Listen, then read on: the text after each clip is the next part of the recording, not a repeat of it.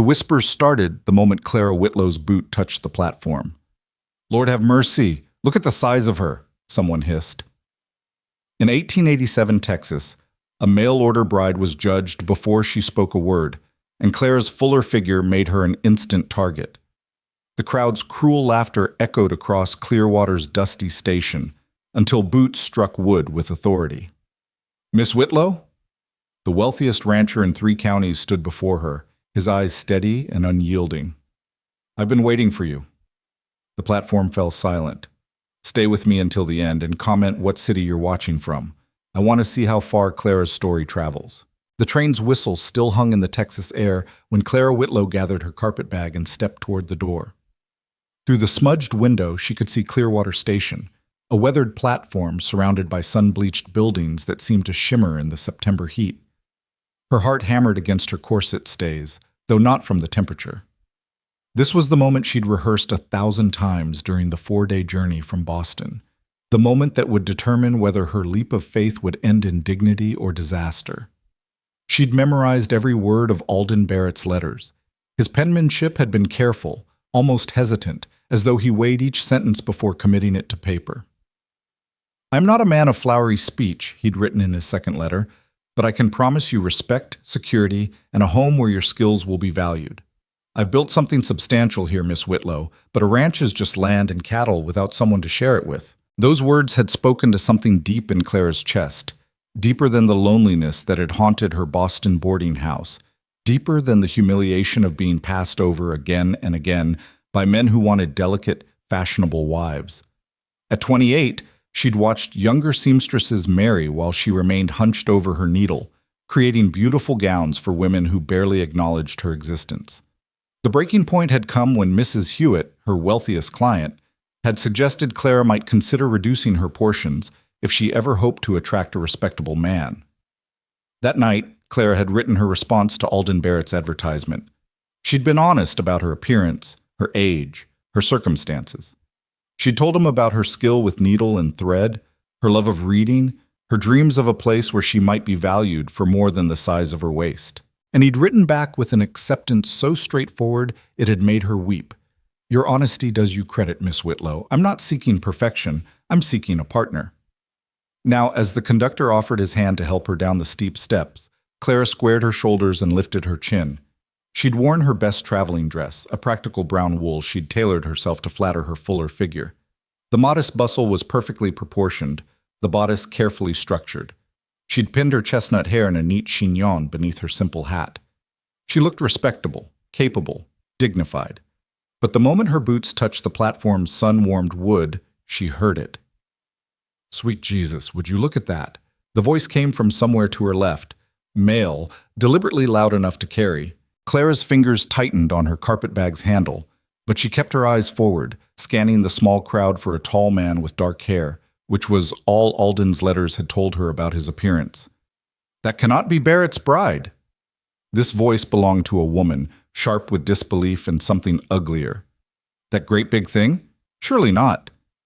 Maybe she ate the real bride on the journey." Male laughter followed this observation, cruel and braying. "Lord have mercy, Alden Barrett must be desperate." Clara's cheeks burned, but she'd endured worse in Boston's fitting rooms, where wealthy women discussed her figure as though she were deaf. She forced herself to breathe slowly, to maintain her composure. She would not give these strangers the satisfaction of seeing her crumble. The platform seemed endless as she moved away from the train. The September sun beat down mercilessly, and sweat began to gather beneath her collar. More whispers followed her progress, a rustling tide of judgment that seemed to come from every direction. "Looks strong enough for field work, I'll give her that." A man's voice, attempting humor that landed like stones. "Maybe Barrett's hiring hands instead of taking a wife." "George, hush, she'll hear you." The woman's attempt at discretion was half-hearted at best. "So? Everyone's thinking it. Poor Barrett, having to pretend he's pleased when that walks off the— Miss Whitlow." The voice cut through the mockery like a blade through silk, deep, calm, and absolutely certain. Clara turned toward the sound and found herself looking up into the face of a man who could only be Alden Barrett. He was taller than she'd imagined, well over 6 feet, with broad shoulders that spoke of years of hard work. His face was weathered by sun and wind, all strong angles and serious lines, with gray threading through his dark hair at the temples. But it was his eyes that stopped her breath, steady brown eyes that looked directly at her with an intensity that felt almost physical. "Yes," Clara managed, her voice steadier than she'd expected. "Mr. Barrett? I've been waiting for you." He said it simply, as though there were no crowd of onlookers, no whispered insults still hanging in the air. He held out his hand, and when Clara took it, his grip was warm and firm. "I trust your journey was bearable?" It was educational. Clara couldn't quite suppress a small smile. The understatement felt like a private joke between them, though his expression remained serious. "I imagine so. 4 days on a train would test anyone's patience." Alden's eyes swept over her face, but there was no judgment in his gaze, only a quiet assessment that somehow felt respectful rather than invasive. "You look tired. The hotel is just across the square. I've arranged a room where you can rest and refresh yourself before dinner." Clara had braced herself for disappointment, for the subtle flinch she'd seen so many times in Boston when men first saw her. But Alden Barrett's expression hadn't changed at all. He looked at her the way one might regard a business associate or a respected colleague, with serious attention and basic courtesy. "That's very thoughtful," she said, then hesitated. "Mr. Barrett, I should tell you—" "Alden." He picked up her heavy carpet bag as though it weighed nothing. "And there's nothing you need to tell me right now except whether you prefer to walk or would rather I arrange a buggy. It's not far, but the heat can be oppressive for those unaccustomed to Texas." "I can walk." Clara lifted her chin slightly. "I'm stronger than I might appear." Something flickered in Alden's eyes, perhaps approval, perhaps simple acknowledgement. "I never doubted it." He turned toward the square, offering his arm with old-fashioned courtesy. "Shall we?" As Clara laid her hand on his sleeve, she became acutely aware of the stairs following them.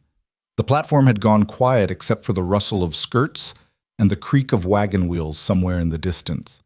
She could feel the weight of judgment pressing against her back like a physical force. "Alden?" A woman's voice rang out, sugar-sweet and poisonous. "Alden Barrett, is that truly you?" Alden paused, his jaw tightening almost imperceptibly before he turned. Clara turned with him and found herself facing a vision of everything she was not. A slender young woman in an expensive pale blue dress that probably cost more than Clara earned in 6 months. Her blonde hair was arranged in perfect ringlets beneath a fashionable hat trimmed with silk flowers. Her waist was tiny, her posture impeccable, her smile bright and sharp as broken glass. "Miss Sutton." Alden's tone was polite but cool. "Good afternoon. We'd heard you were expecting someone today." The woman, Miss Sutton, approached with small, precise steps that showed off her figure to advantage. Her eyes swept over Clara with an assessment so quick and cutting it felt like a slap. "I'm Lucinda Sutton. My father owns the bank. You must be the seamstress from Boston?" She said seamstress the way one might say rodent or disease. Clara felt her spine straighten reflexively. "I am," Clara said clearly. "Clara Whitlow. I'm pleased to make your acquaintance." How fascinating. Lucinda's smile never wavered. A seamstress. How practical. I suppose that's a useful skill out here, where proper fashion can be so difficult to obtain. Her eyes dropped to Clara's dress, and though she said nothing more, the judgment was eloquent. "Miss Whitlow's skills are in high demand in Boston," Alden said, his voice taking on an edge Clara hadn't heard before. "She's dressed some of the city's finest families." "How wonderful." Lucinda's tone suggested it was anything but. "You must be exhausted from your journey, Miss Whitlow. The train ride from Boston is so terribly long, and then to arrive in our little town, it must be quite an adjustment. Why, I can't imagine how overwhelming it must be for someone of your background." Clara understood perfectly well that Lucinda wasn't referring to her geographic origins. The other woman's eyes had catalogued every inch of Clara's body, measuring and finding wanting. It was a familiar dance, one Clara had performed countless times in Boston's elite drawing rooms. "Clearwater seems like a lovely town," Clara said evenly. "I'm looking forward to learning more about it." Oh, you'll find we're a very close community here. Lucinda stepped closer, and Clara caught the scent of expensive French perfume. Everyone knows everyone, and we all look out for one another, especially for our most prominent citizens. Her gaze slid to Alden with unmistakable possessiveness. We've known Alden since he first came to this valley. Haven't we, Alden? I was just a girl, of course, but my father helped him establish his first herd. We've always been close. Your father extended me a business loan, Alden said flatly, which I repaid in full, with interest, 6 years ago. Oh, it was so much more than business. Lucinda laughed, a sound like breaking crystal. Why, Mother always says you're practically family. And speaking of family, the Cattlemen's Association dinner is in 3 weeks. I do hope you'll be attending, Alden. Everyone's expecting you, of course. You never miss it. I'll be there, Alden said. His hand moved to cover Clara's where it still rested on his arm, a gesture of support that felt both natural and deliberate. Miss Whitlow and I will both attend. The smile froze on Lucinda's face for just a heartbeat, but it was enough. Clara saw the flash of fury in those blue eyes before the mask of sweetness snapped back into place. How delightful, Lucinda said, her voice tight. I'm sure that will be memorable for everyone. Well, I mustn't keep you. Miss Whitlow looks positively wilted in this heat. Do get her out of the sun before she faints. We wouldn't want her to cause a scene. She turned in a swirl of expensive skirts and glided away, 2 other fashionably dressed young women falling into step beside her like ladies-in-waiting attending a queen. Clara watched them go, her throat tight with a humiliation that felt all the more bitter because it was so familiar. This was why she'd left Boston, to escape women like Lucinda Sutton, women who wielded their beauty and social status like weapons. And here she was in Texas, 3,000 miles from home, facing the same casual cruelty. That was Lucinda Sutton, Alden said quietly, as if Clara might have missed the introduction. The banker's daughter, as she mentioned. You'll find that Clearwater's elite, he said the word with faint distaste, consider themselves the arbiters of social acceptability. She seems very elegant, Clara said carefully. She seems very practiced at making other people feel small. Alden's voice was harder now, with an undercurrent of anger that surprised her. I apologize that your first moments in Clearwater included that display. It's not your fault. Clara tried to keep her voice light, though her chest felt tight. I'm accustomed to such assessments. Alden stopped walking and turned to face her fully. They were still on the platform, still visible to anyone who cared to watch, but he seemed utterly indifferent to the audience. You shouldn't have to be accustomed to it, he said. And you won't be. Not here. Not with me. His eyes held hers, and Clara saw something fierce in their depths, something that looked almost like protection. I meant what I wrote in my letters, Miss Whitlow. What I'm offering you is respect. That's not negotiable, regardless of what small-minded people might whisper. Clara felt something crack open in her chest, a painful, hopeful thing she'd thought she'd sealed away years ago. Why? She whispered. Why me? Why did you choose my letter when you must have received others from women who look like Lucinda Sutton? Alden's mouth curved in something that wasn't quite a smile. I received 43 responses to my advertisement, he said. 42 of them were filled with lies or desperation or thinly veiled schemes to secure access to my holdings. Your letter was the only one that was honest. You told me exactly who you were, what you could offer, and what you hoped for. That's worth more than a fashionable waistline, Miss Whitlow. He started walking again, and Clara moved with him, her mind spinning. The heat pressed down like a wool blanket, but she barely noticed. They crossed the dusty square toward a 2-story building with a painted sign that read Clearwater Hotel in faded letters. I should warn you, Alden said as they mounted the hotel's front steps, that Clearwater will judge you. It's a small town, and small towns thrive on gossip. Some of that judgment will be unkind. I gathered that from the reception at the station, Clara said dryly. Yes. Alden held the door open for her, and they stepped into the hotel's dim, blessedly cool interior. But judgment and truth aren't the same thing. I've learned that much in 15 years of ranching. The people who matter, the people worth knowing, will see you for who you are. The rest are just noise. The hotel's lobby was modest but clean, with worn furniture that had been carefully maintained. An older man behind the desk looked up as they entered, his eyebrows rising when he saw Clara. She steeled herself for another round of barely concealed disdain. "Afternoon, Alden," the man said, nodding. "This must be your lady from Boston." "Miss Clara Whitlow," Alden confirmed. "Clara, this is Henry Miller. He owns the hotel and makes the best coffee in 3 counties." "Don't let my wife hear you say that, or she'll have words." Henry's smile was cautious, but not unkind as he turned to Clara. "Welcome to Clearwater, Miss Whitlow. I've prepared the corner room upstairs as requested. It's got good cross-ventilation and a decent view of the square." "Thank you," Clara said, genuinely grateful for the lack of judgment in his manner. "That sounds lovely." Henry produced a key from beneath the desk. "There's fresh water in the pitcher, and I'll have my wife send up more in an hour if you need it. Dinner's served in the dining room at 6, but if you need something earlier, just ring the bell." "I appreciate your kindness." Clara took the key, feeling some of the tension in her shoulders ease slightly. "I'll meet you back here at 6, Alden said. "That will give you time to rest and settle in. Tomorrow, if you're agreeable, I'd like to show you the ranch. It's about an hour's ride from town." Clara nodded, suddenly overwhelmingly tired. The journey, the mockery, the confrontation with Lucinda Sutton, it had all caught up with her at once. 6 o'clock, she confirmed.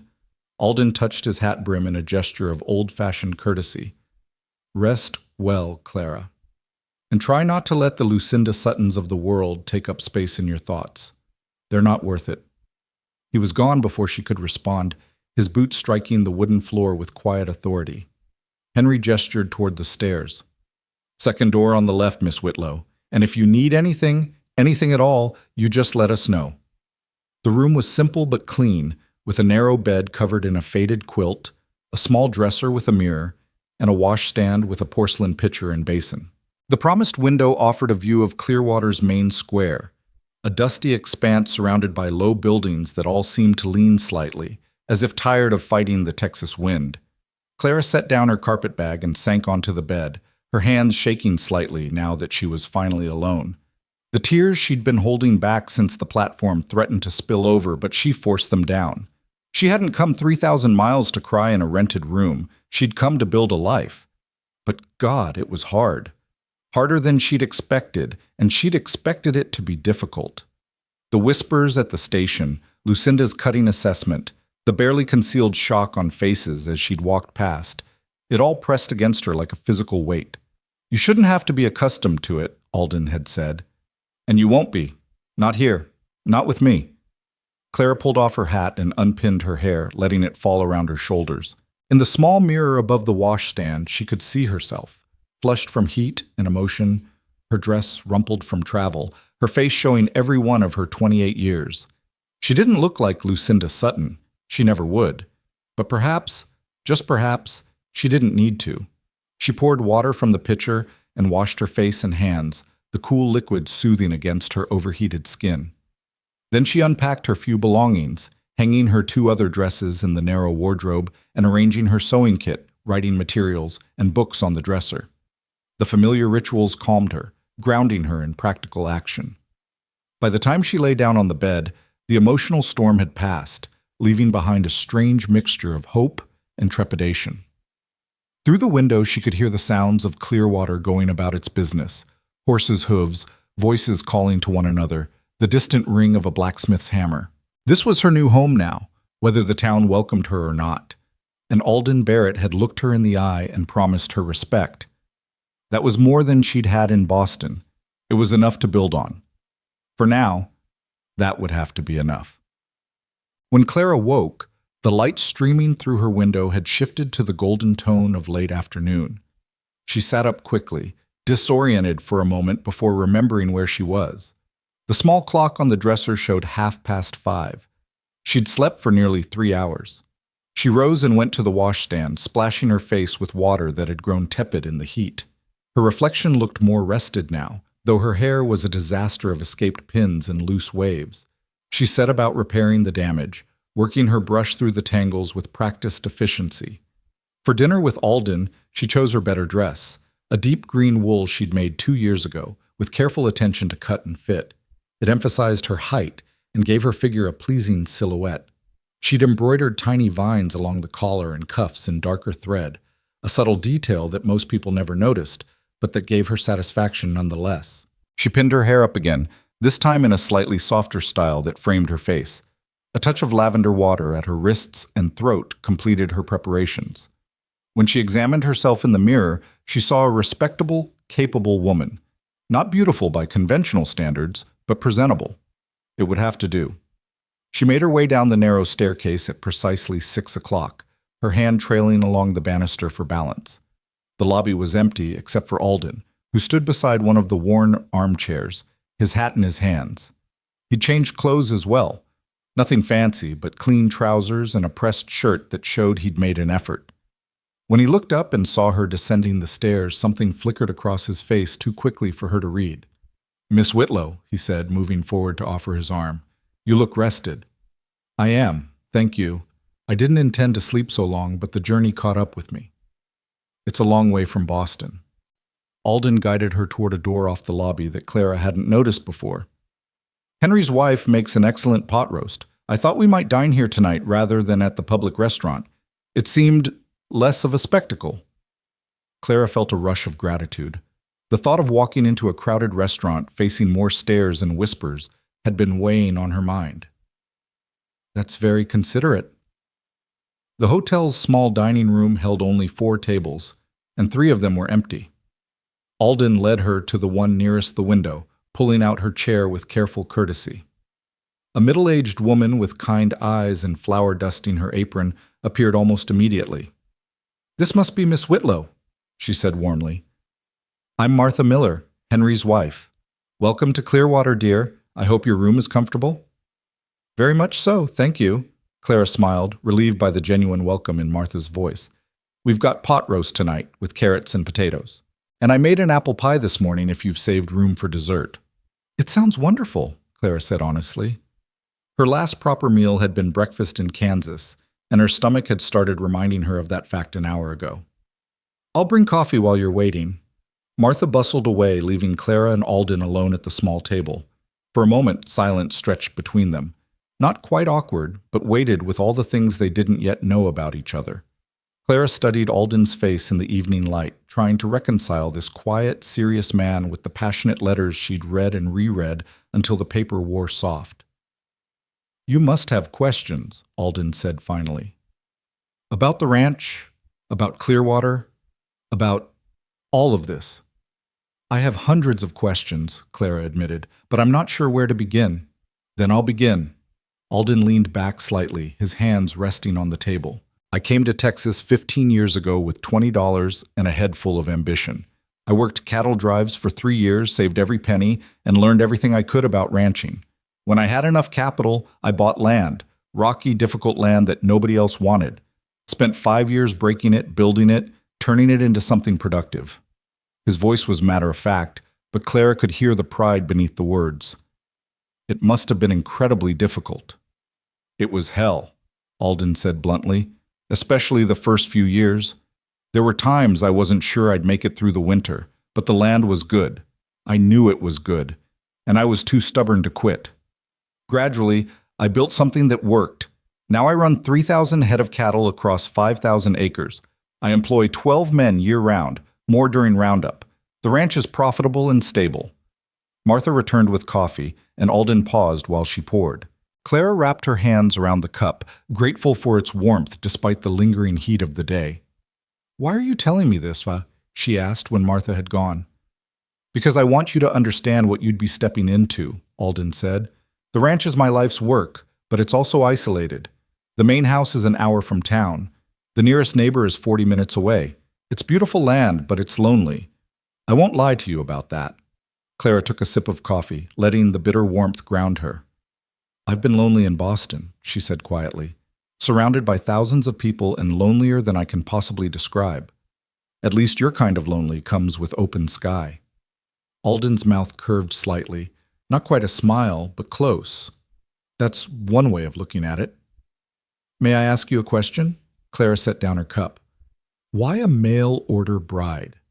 A man in your position, wealthy, established, respected, Surely you could have your pick of local women. Women like Lucinda Sutton seem very interested in your attention. Women like Lucinda Sutton are interested in my holdings, Alden said flatly. They see a successful ranch and imagine themselves as its mistress. They don't see the work, the risk, the years of struggle it took to build. And they certainly don't see me, just what I represent. And you think I'm different? I think you've known struggle, Alden said slowly. I think you understand what it means to build something through determination and skill. I think you're honest about what you want and what you can offer. That matters more to me than social connections or a fashionable figure. Martha appeared with their dinner before Clara could respond. Generous portions of pot roast surrounded by carrots and potatoes swimming in rich gravy.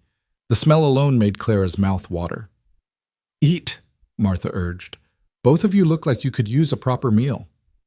They ate in companionable silence for several minutes. The food was excellent, simple but expertly prepared, exactly what Clara's body needed after days of train fare and nervous appetite. She found herself relaxing slightly, the familiar act of sharing a meal breaking down some of the strangeness between them. Tell me about Boston, Alden said eventually. Your letters mentioned you were a seamstress, but not much else about your life there. Clara set down her fork carefully, considering how much to share. I've been sewing since I was 12 years old, she said. My mother was a seamstress, and she taught me everything she knew. When she died, I was 16. I took over her clients and built a modest reputation. I worked primarily for wealthy families, making gowns, tailoring garments, handling alterations. That's skilled work, Alden observed. It is, but skilled work doesn't protect you from… Clara hesitated, searching for the right words. From being invisible. I spent 12 years in fitting rooms taking measurements, pinning hems, listening to women discuss their lives as if I weren't standing 3 feet away. I was useful, but I wasn't a person to them. I was just the seamstress. That must have been difficult. It was suffocating. The admission came out more forcefully than Clara intended. I was good at my work. Very good. I could take a fashion plate and translate it into something real, something that actually fit a woman's body instead of some impossible ideal. But I was never going to be more than a hired hand, never going to have my own shop, my own home, my own life. Just rooms in a boarding house and an endless parade of women who looked through me like I was made of glass. Alden was quiet for a moment, his eyes thoughtful. Is that why you answered my advertisement? To escape? Partly, Clara admitted, but also because your letters suggested something I'd almost stopped believing in, that someone might value capability over appearance. That respect might matter more than social position. It does, Alden said simply. At least, it does to me. They finished their meal in a more comfortable silence, and when Martha brought out generous slices of apple pie, Clara found she actually had room for dessert. The sweetness and spice of the apples felt like comfort, like possibility. Tomorrow, Alden said as they lingered over coffee, I'd like to take you to the ranch, show you what I'm offering, let you see whether it's something you could actually want. You're under no obligation, Clara. I know the reception today was difficult. If you decide this isn't right for you, I'll arrange your return fare to Boston. No questions asked, no judgment. The offer was generous, more generous than Clara had any right to expect. But the thought of returning to Boston, of admitting defeat, of sliding back into that suffocating invisibility, made her chest tighten with panic. I'd like to see the ranch, she said firmly. I didn't come all this way to give up at the first obstacle. The obstacles won't stop at the first, Alden warned. Lucinda Sutton and her circle, they're influential in Clearwater. They can make life uncomfortable if they choose to. They already have chosen to, Clara pointed out. I'd rather face that discomfort as your wife, building something real, than run away from it. We're not married yet, Alden said quietly. You don't need to make that decision tonight. I know. Clara met his eyes across the small table. But I'm not afraid of hard work, Alden. I'm afraid of invisibility. I'm afraid of being forgotten. And something tells me that won't happen on your ranch. Alden's expression softened, and for the first time, Clara saw something that might have been hope. No, he said. That won't happen. They talked for another hour about cattle and sewing, about Texas weather and Boston winters, about small things and large dreams. It wasn't romance exactly, but it was something deeper, a careful exploration of whether two strangers might build something together that was stronger than loneliness. When Alden finally walked her back to her room, the hotel was quiet and dark. He paused at her door, his expression serious in the dim lamplight. "Thank you for giving this a chance," he said. "For giving me a chance." "Thank you for seeing me," Clara replied. "Actually seeing me." Something passed between them then. Understanding, perhaps, or recognition. Two people who'd been invisible in their different ways, choosing to see each other. It was a beginning. Not perfect, not simple, but real. And sometimes, real was all you needed to build something that would last. The morning came too quickly, arriving with golden light that spilled through Clara's window and the distant crow of a rooster somewhere in town.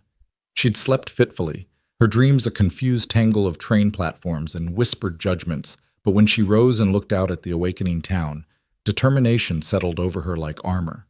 Today she would see the ranch, the place that might become her home. She chose her most practical dress, a sturdy gray cotton that wouldn't show dust, and braided her hair in a simple coronet that would withstand wind. When she came downstairs at 7, Alden was already waiting in the lobby, his hat in his hands, and something that might have been nervousness in the set of his shoulders. "Good morning," he said, straightening when he saw her. "I hope you slept well." "Well enough." Clara wouldn't burden him with the truth of her restless night. "I'm looking forward to seeing your ranch." "Our wagon's outside. I've packed lunch. The ride takes about an hour, and I thought you might want to spend some time there before we head back." He hesitated, then added, "I want you to see it properly. Not just the house, but the land itself. What makes it worth the work?" They stepped out into the September morning, and Clara was grateful for the relative coolness that still lingered before the sun reached its full strength. The wagon waiting at the hotel's hitching post was well maintained, the two horses hitched to it sleek and obviously well cared for. Alden helped her up onto the seat with steady hands, then swung up beside her and took the reins. As they rolled down Clearwater's main street, Clara became acutely aware of the eyes following their progress. A woman sweeping her front porch paused mid-stroke to stare. Two men outside the general store stopped their conversation to watch them pass. Near the church, a cluster of women in their Sunday best turned as one, their faces registers of shock and something uglier. "They're not subtle, are they?" Clara murmured. "Small towns rarely are." Alden's jaw was tight as he guided the horses past the last buildings. But their opinions matter less once we're beyond the town limits. The road stretched out before them, a pale ribbon cutting through increasingly wild country. As Clearwater fell away behind them, Clara felt some of the tension drain from her shoulders. Out here, there were no whispers, no cutting assessments, just open land and sky so vast it made her breath catch. "This is beautiful," she said softly. "I've never seen anything like it." "Wait until you see the ranch proper." There was pride in Alden's voice now, unmistakable and earned. "The land I bought was considered worthless, too rocky, too dry, too far from water. Everyone said I was a fool for taking it on." "But you saw something they didn't." I saw potential, and I was willing to work harder than anyone thought possible to realize it." He glanced at her, his expression serious. "That's what I'm asking you to see, Clara. Not what is, but what could be, what we could build together." The hour passed in conversation that came more easily than Clara had expected. Alden told her about his early years in Texas, the brutal cattle drives and bitter winters, the slow accumulation of capital and knowledge. Clara found herself sharing stories of her own, the satisfaction of a perfectly fitted bodice, the challenge of difficult fabrics, the small triumphs that had sustained her through years of invisible labor.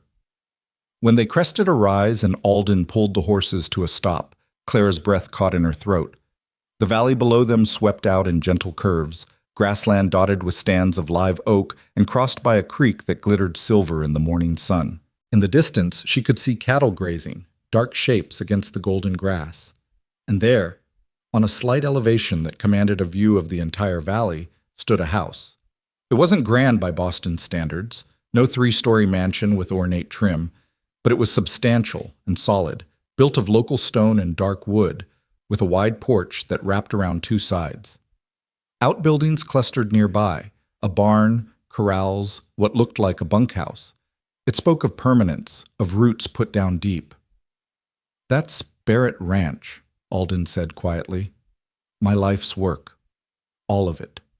Clara couldn't speak for a moment. She'd expected something rough, possibly crude, a bachelor's dwelling maintained for function rather than comfort.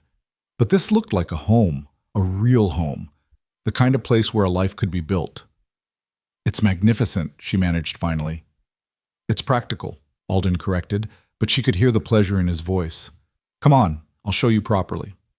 They descended into the valley, and as they drew closer to the house, details emerged that made Clara's heart lift unexpectedly. Someone had planted roses near the porch. They were struggling in the Texas heat, but gamely producing blooms. The windows were generous, promising good light inside. The stonework was careful and precise, speaking of craftsmanship and care. 3 men emerged from the barn as they approached, their faces curious but respectful. Alden raised a hand in greeting. "Morning, boss," the oldest of them called. He was perhaps 50, weathered and lean, with eyes that assessed Clara with more interest than judgment. "This the lady from Boston?" "Miss Clara Whitlow," Alden confirmed, helping her down from the wagon. "Clara, this is James Crawford, my foreman. He's been with me since the beginning." "Ma'am," James touched his hat brim. "Welcome to Barrett Ranch. We've been hearing about your arrival." "I hope some of what you've heard has been positive," Clara said, trying to keep her tone light. James's expression softened slightly. "What we heard is that the boss finally found someone with sense enough to see past Clearwater's nonsense. That's positive in my book." The simple declaration of support made Clara's throat tight. "Thank you, Mr. Crawford." "Just James, ma'am? We don't stand much on formality out here." He gestured toward the house. "Boss, I took the liberty of having Rosa air out the place this morning. Figured Miss Whitlow would want to see it at its best." "Rosa Martinez is James's wife," Alden explained. "She helps maintain the main house when I'm not there, which is most of the time, since I tend to stay in town during the week." "I'd like to meet her," Clara said. "She's inside, finishing up." James nodded toward the porch. "Why don't you folks head in? We've got work to handle in the east pasture, but we'll be around if you need anything." Alden led Clara up the porch steps, and she noticed the wood was swept clean, the chairs arranged with care.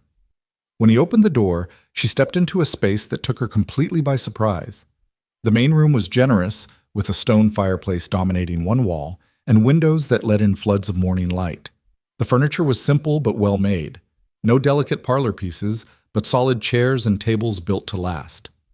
What caught Clara's attention, though, was the bookshelf that filled the entire wall opposite the fireplace, packed with volumes that ranged from agricultural manuals to what looked like poetry. "You read," she said, unable to keep the surprise from her voice. "Every night." Alden moved to stand beside her, looking at his collection with something like sheepishness. "It's how I taught myself most of what I know about ranching, and the rest, well, a man needs more than just cattle and grass to think about." A woman emerged from what Clara assumed was the kitchen, small and trim, with dark hair swept back in a practical bun and warm brown eyes that assessed Clara with frank curiosity. "You must be Miss Whitlow," she said, her English accented but clear. "I'm Rosa Martinez. Welcome to the ranch." "Thank you for preparing the house," Clara said. "It's lovely." "It's big and empty, is what it is," Rosa said bluntly, but her smile softened the words. "A house needs people in it to be a home." "Alden, I've put coffee on. Why don't you show Miss Whitlow around while it brews?" The tour was revelatory. The house had 4 bedrooms upstairs, the master bedroom at the front, with windows overlooking the valley, and 3 smaller rooms that Alden indicated vaguely as for future use. The master bedroom was spare but comfortable, with a large bed frame that looked handmade, a wardrobe, and a dresser with a mirror. What made Clara stop, though, was the room at the end of the hall. It was flooded with north light from 2 large windows, and someone had set up a long table beneath them. In the corner stood a dressmaker's form, slightly battered but perfectly functional. Against one wall, a chest stood open, revealing bolts of fabric in various colors and weights. Clara turned to Alden, her heart hammering.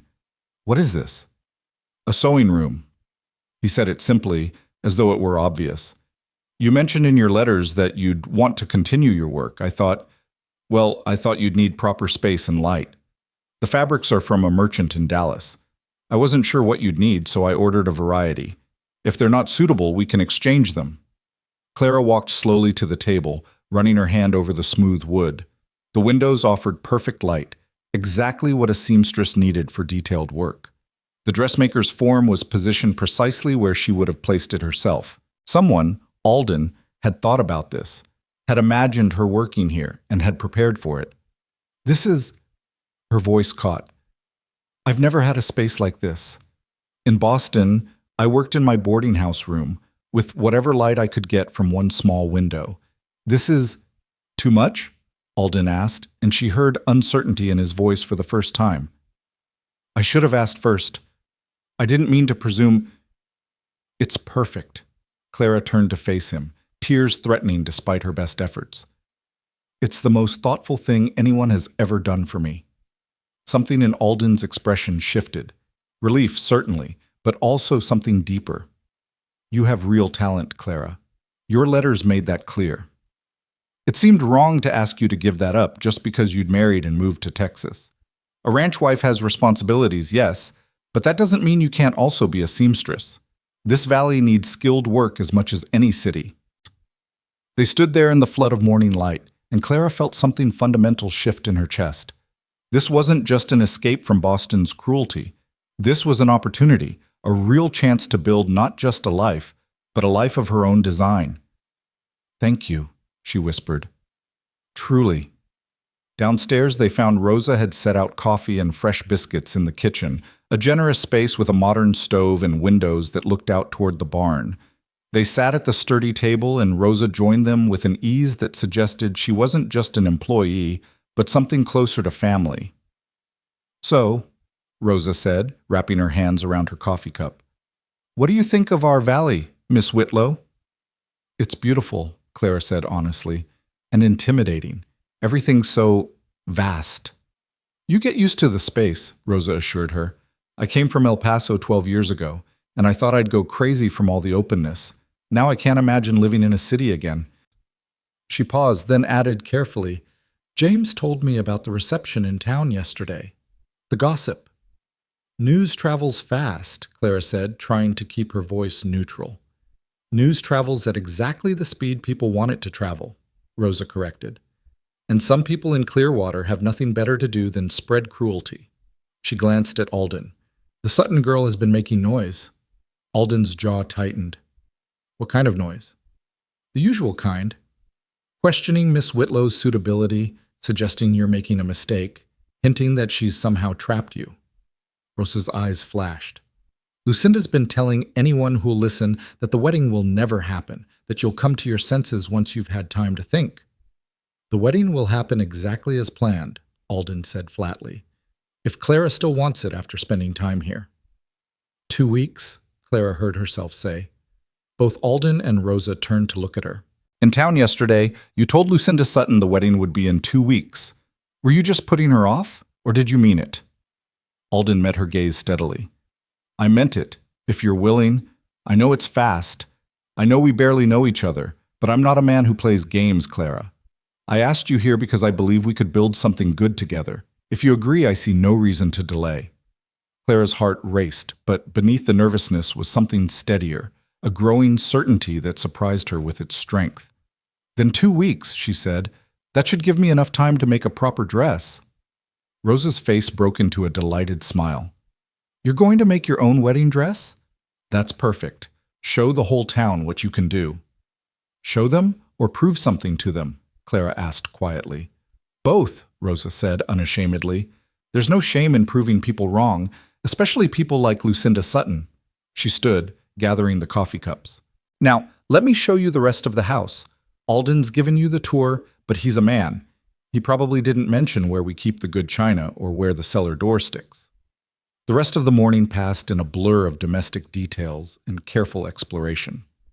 Rosa showed Clara the root cellar, the spring house, the well-tended garden behind the house where vegetables struggled valiantly against the Texas sun.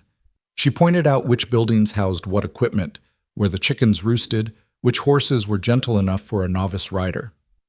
"You'll need to learn to ride," Rosa said as they stood by the corral, watching a magnificent sorrel mare pace the fence line. "Out here, a horse isn't a luxury. It's how you get anywhere. That's Copper. She's spirited, but smart. She'd be good for you once you've got some lessons." "I've never been on a horse in my life," Clara admitted. "Then you'll learn. James can teach you. He's got patience for it." Rosa studied Clara with frank assessment. "You're stronger than you look, I think. The town, they see the outside and make judgments, but I've learned to look deeper. You didn't come all this way just to run at the first hardship." "No," Clara agreed. "I didn't." They ate lunch on the porch, sandwiches and cool water from the spring house, with the valley spreading out before them like a promise. Alden pointed out the boundaries of his land, explained his plans for expanding the herd, described the careful balance of grazing and water management that kept the ranch productive. "It sounds like an endless amount of work," Clara observed. "It is," Alden said, "but it's work that builds something. Every year the ranch is stronger than it was the year before. That's satisfying in a way that's hard to explain." "I understand," Clara said. "I feel that way about sewing. Each dress is a problem to solve.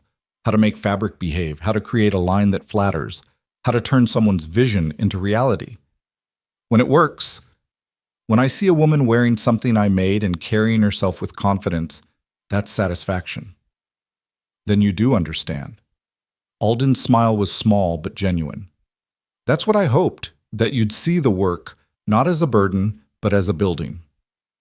They left the ranch in mid-afternoon, with the sun beginning its descent toward the western hills. Clara looked back as they climbed out of the valley, watching the house grow smaller in the distance. But it didn't feel like leaving. It felt like the pause before a beginning. The ride back to Clearwater passed too quickly.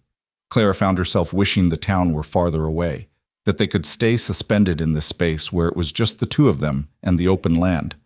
But eventually, buildings appeared on the horizon, and with them, the return of tension to her shoulders. "Tomorrow," Alden said as they entered the town proper, "I need to handle some business at the bank and the land office. You're welcome to come with me, or you could remain at the hotel if you'd prefer." "I'll come," Clara decided. "I can't hide forever, and I'd like to see more of the town. Besides, I'll need to find fabric for my dress if I'm going to have it ready in 2 weeks. There's a dry goods store on the main street. The owner, Mrs. Chen, is fair in her dealings. She should have what you need or be able to order it." Alden paused. "Clara, about the dress, you don't have to prove anything. A simple ceremony would suit me fine." "But it wouldn't suit me," Clara said firmly. "I'm a seamstress. If I can't present myself well on my wedding day, what does that say about my skill? Besides, I want to do this properly, not to prove something to Lucinda Sutton, but to honor what we're building." Alden's expression softened. "Then you'll have whatever you need. Just tell me what materials to purchase." They pulled up in front of the hotel just as the afternoon was shading into evening. Henry Miller stood on the porch, his expression troubled. "Alden," he said as they dismounted, "got something you should know. Might be nothing, but—" "What is it, Henry?" "Lucinda Sutton was here earlier, looking for Miss Whitlow. Said she wanted to welcome her properly to Clearwater." Henry's tone made clear what he thought of that notion. "I told her Miss Whitlow was out for the day. She left a card." He produced a cream-colored calling card from his pocket. Clara took it, reading the elegant script. "Miss Lucinda Sutton requests the pleasure of Miss Whitlow's company for tea tomorrow at 3 o'clock. The Sutton residence." "That's quite presumptuous," Clara said. "She didn't actually ask if I was available." "Lucinda doesn't ask," Alden said, his voice hard. "She assumes compliance. You're under no obligation to accept, Clara. What happens if I refuse?" "She'll use it as evidence that you're antisocial, ungrateful, or afraid of proper society," Alden said bluntly. "She'll spin it to make you look bad. And if I accept? She'll try to intimidate you, belittle you, or convince you that marrying me is a mistake." Alden's eyes were serious. "Either way, she wins something. That's how Lucinda operates." Clara turned the card over in her fingers, thinking. The smart thing might be to refuse, to avoid confrontation. But she hadn't come to Texas to be smart. She'd come to build a life. And sometimes building required confronting obstacles directly. "I'll go," she said finally. but on my terms. I'll arrive at 3:15 and I'll leave at 4 sharp. I'll be polite, I'll observe social niceties, but I won't be bullied. I'll come with you, Alden offered. No, Clara's voice was firm. Thank you, but this is something I need to handle myself. Lucinda wants to see if I'll crumble. I won't give her that satisfaction. Something like admiration flickered in Alden's eyes. You're certain? I've dealt with women like Lucinda Sutton my entire working life. The setting changes, but the game doesn't. Clara handed the card back to Henry. Please send word that I'll be delighted to accept Miss Sutton's invitation. That evening, Clara dined alone in her room, claiming exhaustion from the day's travel. In truth, she wanted time to think, to process everything she'd seen and felt. The ranch had been more than she'd hoped for, a real home, not just a refuge. And Alden's gesture with the sewing room had touched something deep in her chest, a place she'd thought had calcified from years of being overlooked. But tomorrow would bring its own challenges. Lucinda Sutton wasn't a woman to underestimate. Clara had seen her type before. Beautiful, privileged women who wielded social power like a weapon, and who viewed other women not as allies, but as competition to be eliminated. Clara pulled out her writing materials and began composing a letter to her friend Margaret back in Boston. The words flowed easily, describing the journey, the town, the ranch.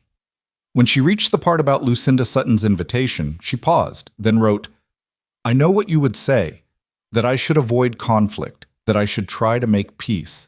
But Margaret, some conflicts can't be avoided. They have to be walked through. Tomorrow, I walk through mine. She sealed the letter and set it aside for posting. Then she prepared for bed, but sleep was a long time coming. Through her window, she could see Clearwater's few lights twinkling in the darkness, and somewhere beyond them, the ranch waited in its valley like a promise she'd made to herself. The next morning dawned clear and hot. Clara dressed with care in her green wool dress, despite the temperature. She wanted to look respectable, capable, neither overdressed nor slovenly. She arranged her hair in a simple style that suggested confidence without vanity. Alden met her for breakfast in the hotel's small dining room, his expression concerned. You're really going through with this? I am. Lucinda won't play fair. I never expected her to. Clara accepted coffee from Martha with a smile of thanks. But neither will I. I won't be rude. Rudeness would give her ammunition. But I won't pretend to be something I'm not, either. What will you do if she insults you directly? Clara considered this. Acknowledge it. Not defensively, but factually. Women like Lucinda depend on their victims being too intimidated to call out bad behavior. If I simply state what she's doing calmly and clearly, it removes her power. Alden's expression was equal parts worried and impressed. You've thought about this? I've had 28 years to think about it, Clara said quietly. I've been underestimated and overlooked my entire life, Alden. I know how the game is played. They spent the morning at the bank and land office, where Clara observed Alden's business dealings with interest. The bank manager, Lucinda's father, was polite but cool, his eyes assessing Clara with the same calculations she'd seen in his daughter. At the land office, however, the clerk was friendlier, complimenting Alden on his ranch's success and welcoming Clara to the area with what seemed like genuine warmth. At noon, they walked to Mrs. Chen's dry goods store, a surprisingly well-stocked establishment tucked into a corner of the main street. Mrs. Chen herself was a tiny Chinese woman with sharp eyes and a shrewd expression. So you're the bride everyone's talking about, she said, looking Clara up and down. The one who's got Lucinda Sutton in a state. I didn't realize I had such an effect, Clara said dryly. Oh, you've got an effect, all right. She was in here yesterday asking what fabrics you'd looked at. I told her you hadn't been in yet. Mrs. Chen's smile was knowing. I don't care for Lucinda Sutton. She once tried to return a dress 6 months after purchase because she'd gained weight and blamed my fabric for stretching, as if silk poplin stretches. She turned to Alden. You've chosen well, Mr. Barrett. A woman who can sew is worth 10 who can only spend. I need fabric for a wedding dress, Clara said, warming to the practical woman. Something appropriate for a ranch wedding, but well made. Do you have silk or fine wool? Mrs. Chen's eyes lit up. Come to the back. I've got a bolt of ivory silk that came in last month. Nobody in this town has the skill to work it properly, but you look like you might." The fabric was beautiful, a heavy silk with just enough texture to hold its shape. Clara ran it through her fingers, feeling its weight and drape. In her mind, she could already see the dress taking form, simple lines that would flatter her figure, careful construction that would showcase her skill. "This is perfect. I'll take 10 yards, and I'll need thread, buttons, and interfacing." Clara's mind was already calculating measurements and cuts. "You're making your own wedding dress?" Mrs. Chen looked impressed. "That's bold." "I'm a seamstress," Clara said simply. "If I can't dress myself well, how can I expect anyone to trust me with their own garments?" "Smart?" Mrs. Chen began measuring out the fabric. "There's not much call for fine sewing in Clearwater. Most women make do with simple work. But if you're as skilled as you seem, you might find customers among the ranchers' wives. They travel to Dallas for fashion, but it's expensive and time-consuming. A local seamstress with real talent could do well." "I'd like that," Clara said. "I don't want to give up my work just because I'm marrying." "Then don't." Mrs. Chen wrapped the purchases with efficient movements.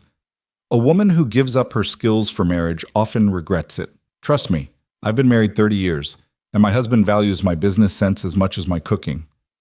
Clara left the store with her arms full of parcels and her spirits considerably lifted. But as 3 o'clock approached, nervousness returned. She changed into her best dress, the green wool, and arranged her hair once more. In the mirror, she saw a respectable woman, neat and proper. It would have to be enough. The Sutton residence was the largest house in Clearwater, a 2-story affair with gingerbread trim and a manicured lawn that must have cost a fortune to maintain in the Texas heat. Clara mounted the front steps at precisely 3:15, squared her shoulders, and knocked. A maid answered, a young Mexican girl who looked nervous. "Miss Whitlow? Miss Sutton is expecting you in the parlor." Clara followed her through a hallway lined with expensive wallpaper and formal portraits. The parlor was exactly what she'd expected: overstuffed furniture, heavy drapes, every surface covered with decorative objects designed to display wealth. And there, arranged on a velvet settee like a painting, sat Lucinda Sutton. She wasn't alone.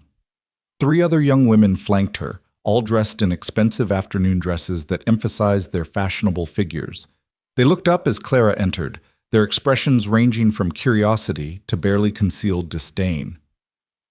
"Miss Whitlow," Lucinda said, her voice sweet as poisoned honey. "How kind of you to come. Please sit. We're just about to have tea."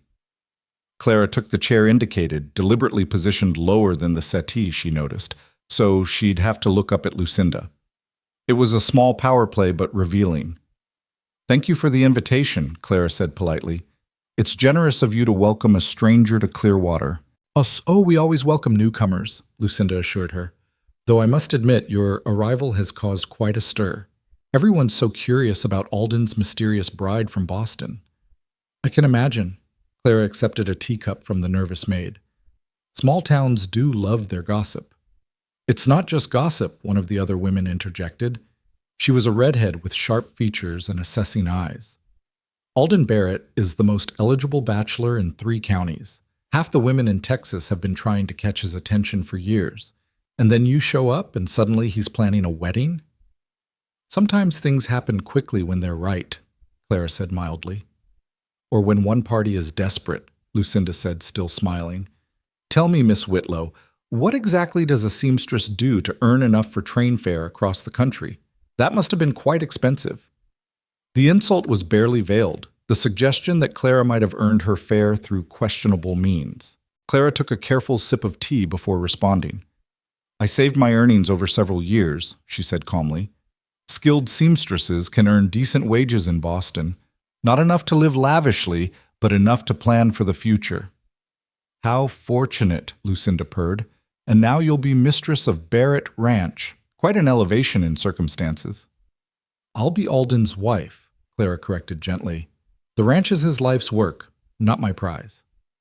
"How sweetly naive," the redhead laughed. "Do you really expect us to believe you answered a mail-order advertisement for anything but money?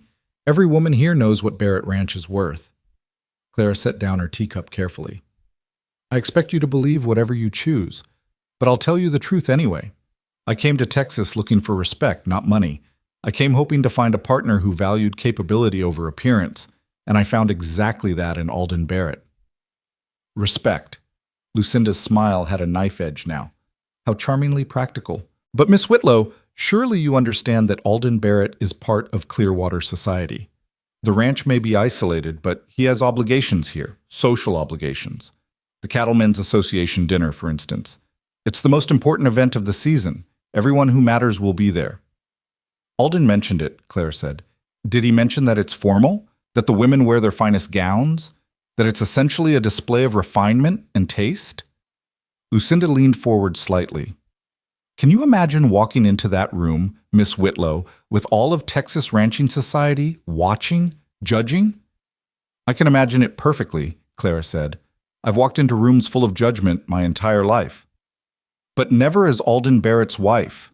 The third woman spoke up now, a brunette with cold eyes. Never with his reputation on the line. Do you really want to be the woman who embarrasses him? Who makes him a laughingstock? And there it was, the real attack. Not on Clara directly, but on her relationship with Alden.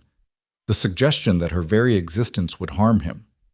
Clara took a slow breath, then met Lucinda's eyes directly. Let me be very clear about something, she said, her voice calm but firm. I understand that you're concerned about Alden's reputation. I understand that my appearance doesn't match your expectations for a rancher's wife. And I understand that you're trying, right now, to convince me that the kindest thing I could do is walk away. She paused, letting the silence stretch. The other women shifted uncomfortably. But here's what you don't understand, Clara continued. Alden chose me. Not because he was desperate, not because he was tricked, but because he saw something in me that mattered more than social approval. And I chose him for the same reason.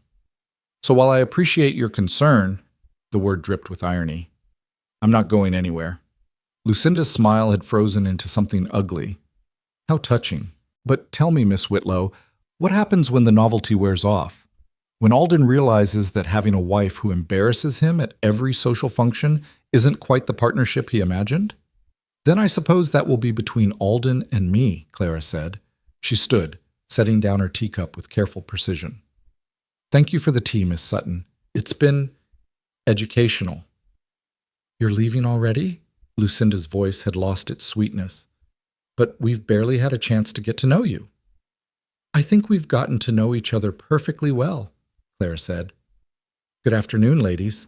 She walked out of that parlor with her head high and her hands steady, though her heart hammered in her chest. Behind her, she heard furious whispers, but she didn't look back. The maid caught up with her at the front door, pressing something into her hand, a folded piece of paper. Miss Sutton isn't used to being refused, the girl whispered. Be careful. Clara stepped out into the afternoon heat, unfolding the paper once she was clear of the house. On it, in Lucinda's elegant script, was written, You can't win. Leave now while you still have dignity. Clara crumpled the note in her fist and kept walking.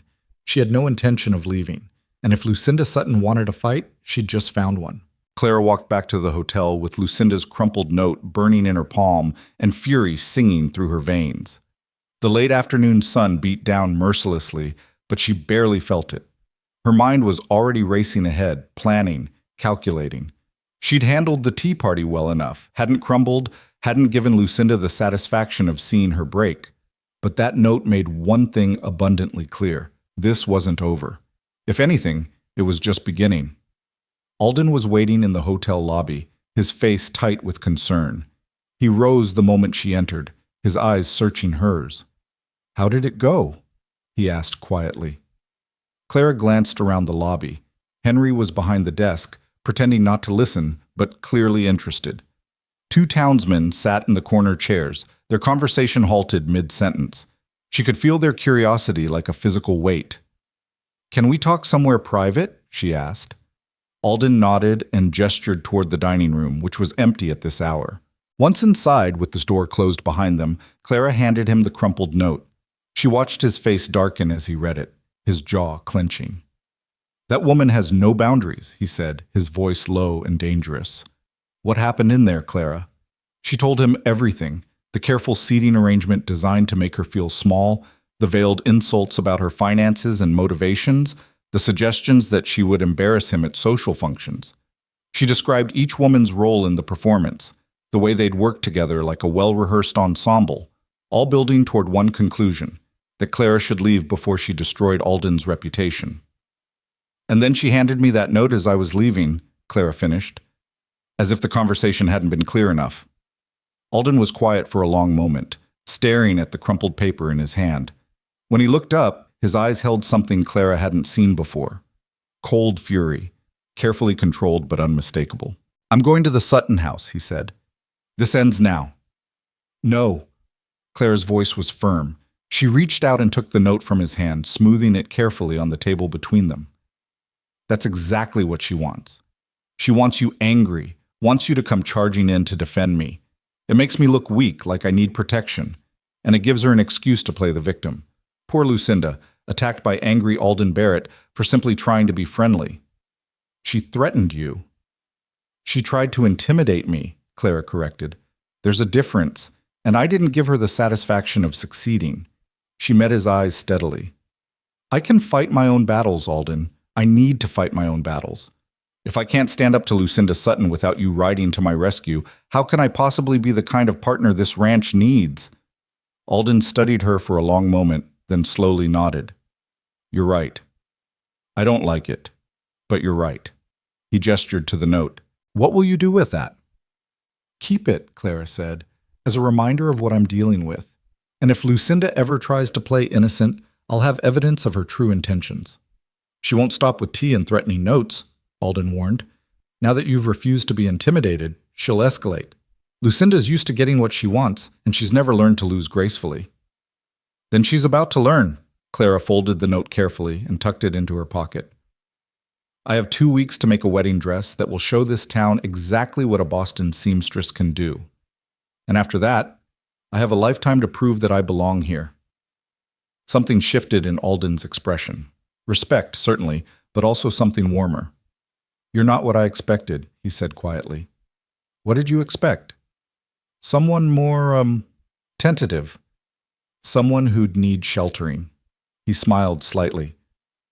"I'm starting to think you're tougher than half my ranch hands." I've had to be," Clara said simply. "Women like me don't survive by being delicate." They dined together that evening in the hotel's dining room, and Clara became acutely aware of the attention their presence drew. Every table in the small room was occupied, which was unusual for a Wednesday evening. People kept glancing their way, conversations pausing whenever Alden laughed at something Clara said. She could feel speculation hanging in the air like smoke. "The whole town is watching us," she murmured. "Let them watch," Alden said. "They'll see that I'm pleased with my choice. That's all that matters." But as they finished their meal, Martha Miller approached their table, her expression troubled. "Alden, might I have a word?" she asked quietly. "In private?" They followed her into the hotel's small office behind the front desk. Henry was there too, his weathered face creased with concern. "We hate to tell you this," Martha began, wringing her hands, "but we thought you should know. Lucinda Sutton has been making the rounds this afternoon. She stopped by the general store, the church, the seamstress shop, anywhere people gather. She's telling everyone that Clara was rude to her, that she left the tea party early in a huff, that she's clearly unsuited for polite society." "And people are believing her?" Alden's voice was tight. "Some are," Henry admitted. "The Suttons have influence in this town, Alden. People don't like to cross them. And Lucinda's story is convincing. She's playing the hurt hostess who tried to extend friendship only to be rebuffed." "That's not what happened," Clara said firmly. "She invited me to tea specifically to intimidate me into leaving town. When I refused to be intimidated, she gave me a note telling me to leave while I still had dignity." Martha's eyes widened. "She actually wrote that down?" Clara produced the crumpled note. Martha read it, her expression shifting from shock to anger. "This is shameful," she said. "Absolutely shameful. But Clara, you need to understand. Without proof, it's your word against hers. And Lucinda has spent her whole life building a reputation as Clearwater's social darling." "What about the note?" Clara asked. "It helps," Henry said slowly, "but only if you show it to the right people, at the right time. Use it too early, and Lucinda will spin some story about how you misunderstood or took it out of context. Timing matters with something like this." "Then when?" Clara demanded, frustration rising in her chest. When do I defend myself? At the wedding, Martha said suddenly. When you walk down that aisle in front of the whole town, that's when you show them who you really are. Not through words or notes, but through dignity and grace, and a dress so beautiful it stops their breath. Clara stared at her. You want me to use my wedding as… what? A statement? Your wedding is already a statement, Martha said gently. Whether you intend it or not, Lucinda's counting on you to look overwhelmed, out of place, desperate. If instead you look confident and beautiful, if you carry yourself like a woman who knows exactly what she's worth, that speaks louder than any note. It was a gamble, Clara realized. A significant gamble. But Martha was right. Her wedding would be the first time the entire town saw her in a context she controlled. Not stepping off a train to mockery, not navigating Lucinda's parlor games, but standing beside Alden as his chosen partner. Then I'll need to make this dress perfect, she said quietly. Not just good. Perfect. You'll have help, Martha promised. I can sew a straight seam when needed. And Rosa Martinez is coming into town tomorrow. Alden, didn't you mention she'd be staying here for a few days? She is, Alden confirmed. James needs to oversee some cattle sales in Dallas, and Rosa doesn't like staying at the ranch alone. She'll be here through the weekend. Then between the three of us, we'll make sure Clara has what she needs. Martha's expression was fierce now, determined. Lucinda Sutton has ruled this town's social life for too long. It's time someone reminded her that money and beauty aren't everything. Over the next week, Clara threw herself into creating her wedding dress with an intensity that bordered on obsession. She worked in her hotel room from dawn until late evening, her fingers moving with practiced precision as she cut and pinned and basted. The ivory silk whispered under her hands, each stitch a small act of defiance against everyone who'd ever told her she wasn't enough. Rosa arrived on Thursday and proved to be an invaluable ally. She had a sharp eye for detail and steady hands, helping with the tedious work of hemming and finishing seams. More than that, she brought news from the ranch and a no-nonsense perspective that kept Clara grounded. James says the hands are all betting on how long it takes before you put Lucinda Sutton in her place, Rosa reported on Friday afternoon, her needle flashing as she worked on the dress's hem. Most of them give it 2 weeks. A few think you've already done it. I haven't done anything yet, Clara said, carefully setting a sleeve. I just refuse to be bullied. That's more than most people do. Rosa bit off a thread and examined her work critically. Lucinda's used to everyone either fearing her or wanting to be her.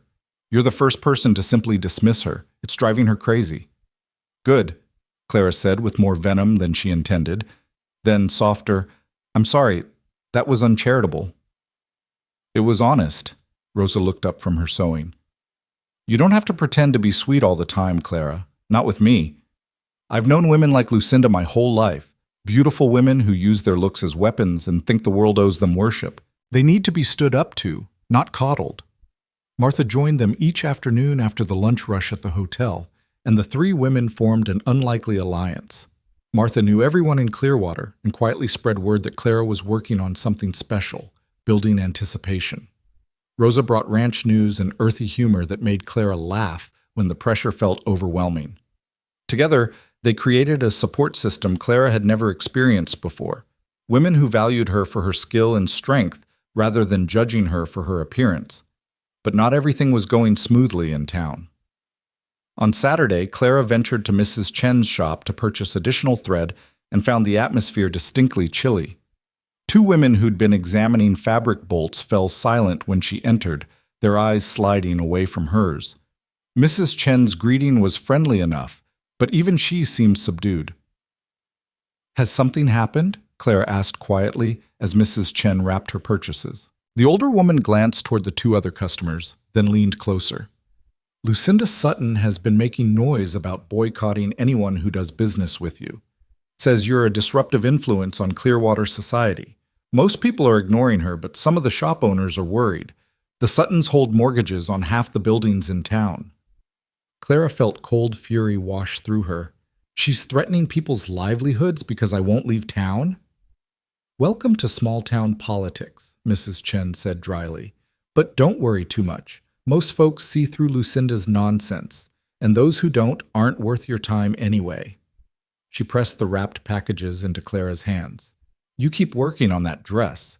Show them what real craftsmanship looks like. On Sunday, Clara attended church with Alden, her first truly public appearance as his fiancé. The small white church was packed, with families crowding into pews and late arrivals standing along the back wall. Clara felt every eye track their progress as Alden led her to a pew near the front, his hand steady at her elbow. The Suttons sat across the aisle, Lucinda resplendent in a pale pink dress that probably cost more than Clara's entire wardrobe. She didn't look at Clara directly, but her presence was a challenge all the same. Perfectly dressed, perfectly positioned, perfectly poised. The sermon was about love and commitment, which felt both appropriate and ironic.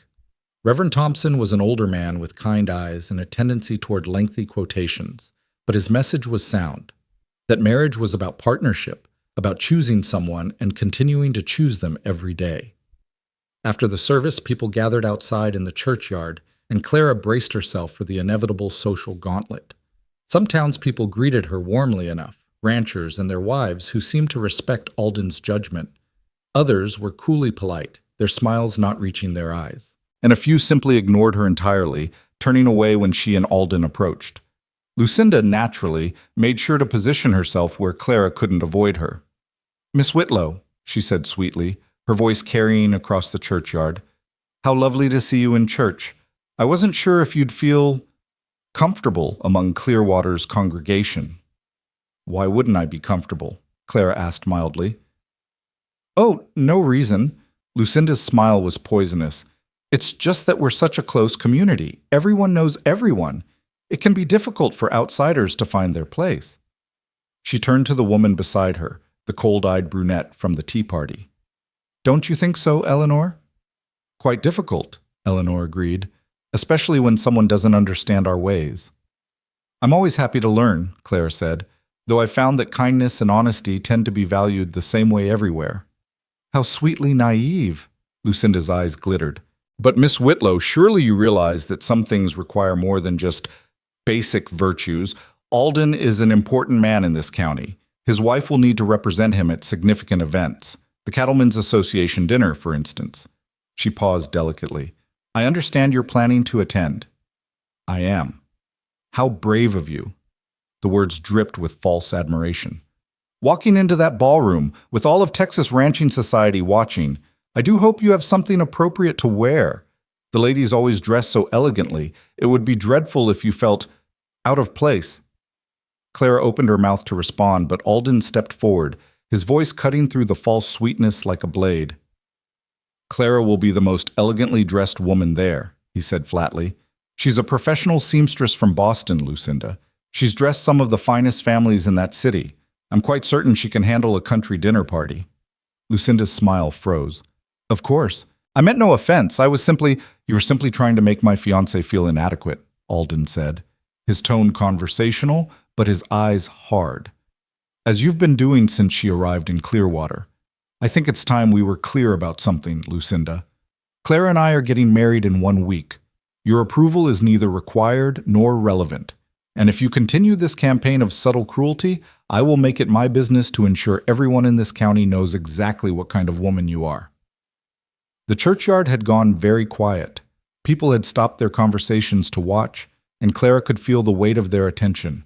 Lucinda's face had gone pale, then flushed with anger. "How dare you speak to me like that?" she hissed.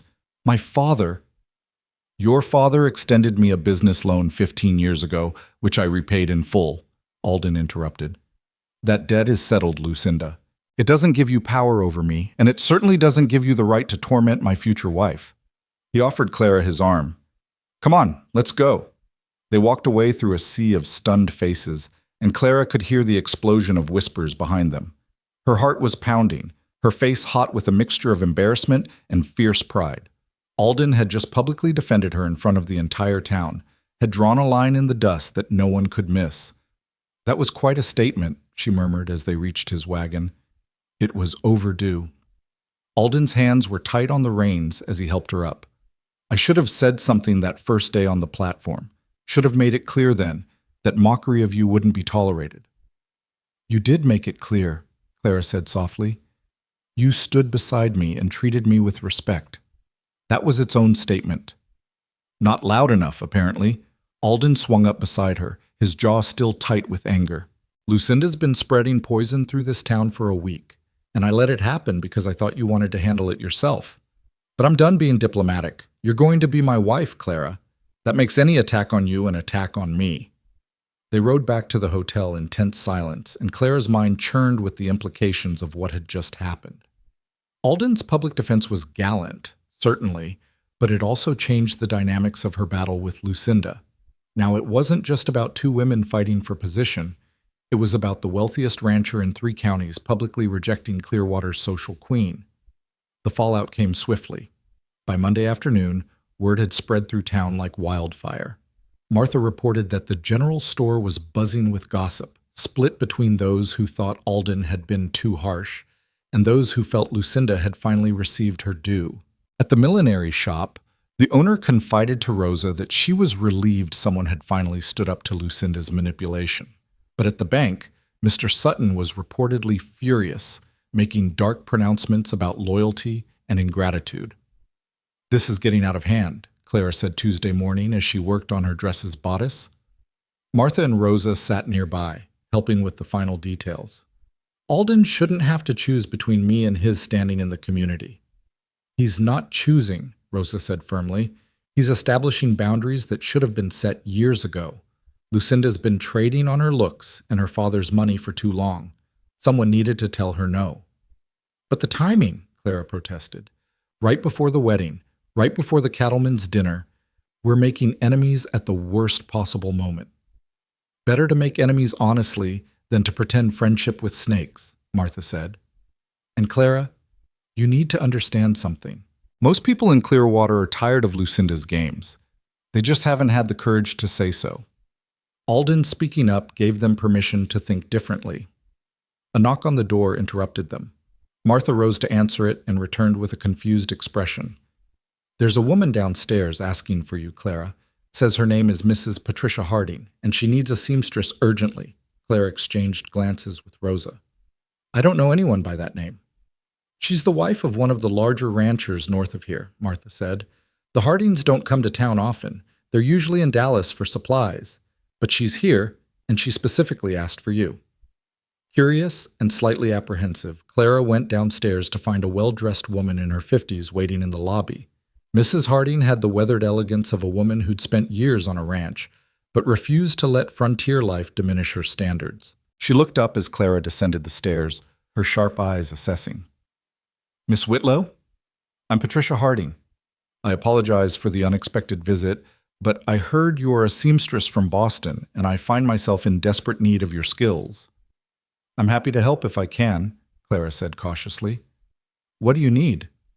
A dress for the Cattlemen's Association dinner.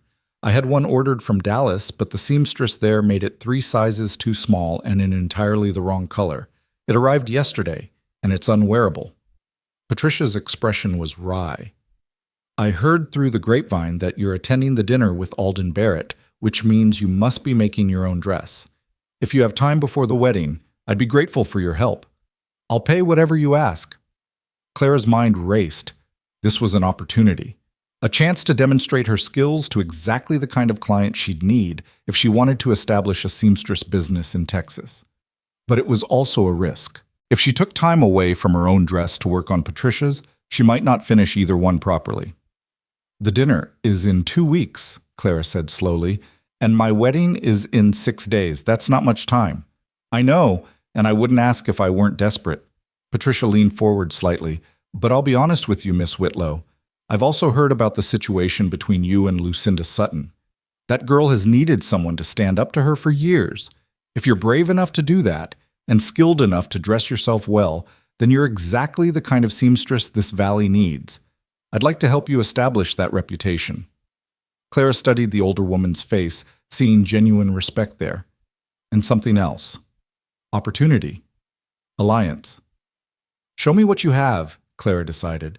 If the fabric is salvageable, I might be able to redesign it into something appropriate, but I can't promise anything until I see what I'm working with.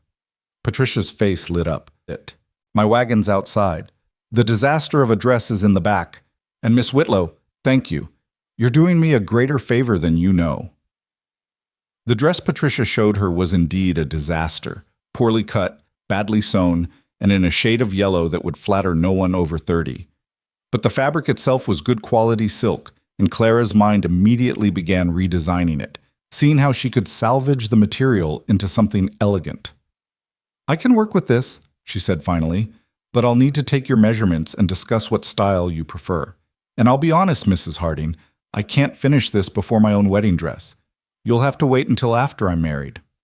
"That's perfectly acceptable. The wedding is in 6 days, the dinner is in 8 days after that. If you can finish mine in that time, you'll have my eternal gratitude and my enthusiastic recommendation to every rancher's wife in North Texas." They spent the next hour discussing design, and Clara found herself genuinely enjoying the work. Patricia Harding had opinions, but listened to expert advice, understanding that a good seamstress knew how to flatter a figure better than the woman wearing it. By the time Patricia left, Clara had a clear vision of the dress and a commission that would pay more than she'd earned in a month in Boston. Rosa, who'd come downstairs during the consultation, watched Patricia's wagon roll away with a thoughtful expression. "Do you know what just happened?" she asked. "I got a commission," Clara said uncertainly. "You got an alliance. Patricia Harding is one of the most respected women in the ranching community. If she wears a dress you made to the cattleman's dinner and tells people you created it, every rancher's wife there will want to hire you." Rosa's smile was fierce. "Lucinda just lost ground, and she doesn't even know it yet." The next 5 days passed in a blur of needle and thread, of careful stitching and meticulous finishing. Clara worked on her wedding dress with the intensity of someone who knew her entire future was being judged by every seam, every stitch, every careful detail. The bodice took shape first, carefully structured to emphasize her height and give her figure a graceful silhouette. The skirt followed, with careful pleating that allowed the silk to move beautifully without adding bulk. Martha and Rosa helped when they could, but Clara insisted on doing the most crucial work herself. This was her statement, her proof of skill, and it had to be perfect. She worked by lamplight long after the hotel had gone quiet, her fingers moving with practiced precision even when her eyes burned with exhaustion. On Thursday, 3 days before the wedding, Alden came to take her to dinner and found her still sewing in her room, the dress spread across every available surface. "Clara," he said gently, "you need to rest. You're going to exhaust yourself before the wedding." "I'm almost done," she murmured, not looking up from the hem she was finishing. "Just this section, and then the final pressing?" "It's beautiful." Alden moved closer, studying the dress with genuine admiration. "More than beautiful, it's remarkable. Any woman in Texas would be proud to wear something like this." "It has to be more than just any dress," Clara said, finally setting down her needle. "It has to be perfect, because every person in that church will be judging whether I'm good enough for you, whether I belong here, whether I'm worth the trouble I've caused." "You're not trouble," Alden said firmly.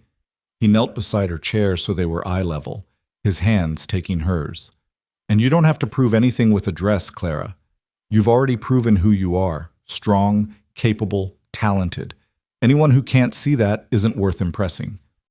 "But I need them to see it," Clara insisted, surprising herself with the passion in her voice. "Not for pride, Alden, but for survival. If I'm going to build a life here, I need people to respect my skills. This dress is my credentials, my resume. It's me saying, I belong in this valley, and I have something valuable to offer." Alden was quiet for a moment, his thumb rubbing gentle circles on the back of her hand. "Then finish it," he said finally. "Make it perfect. But promise me you'll rest afterward. I need you clear-headed for our wedding day." "I promise." Clara managed a tired smile. "Though I might sleep for a week once this is all over." "You'll be on a ranch with plenty of quiet places to rest," Alden pointed out. "I'm planning to take the week after the wedding off from heavy work. Give us time to adjust to each other." The reminder of what came after the wedding, the marriage itself, the intimacy and partnership she'd committed to with this near stranger, sent a flutter of nervousness through Clara's stomach. But looking at Alden's steady, serious face, she felt something stronger than nervousness. Trust. Hope. "I'd like that," she said softly. On Friday evening, Clara put the final stitches in her wedding dress and stepped back to examine her work. The gown hung on the dressmaker's form she'd borrowed from Mrs. Chen, and in the lamplight it glowed like captured moonlight. The bodice fit perfectly, structured but not stiff, emphasizing without exaggerating. The skirt fell in graceful lines that would move beautifully when she walked.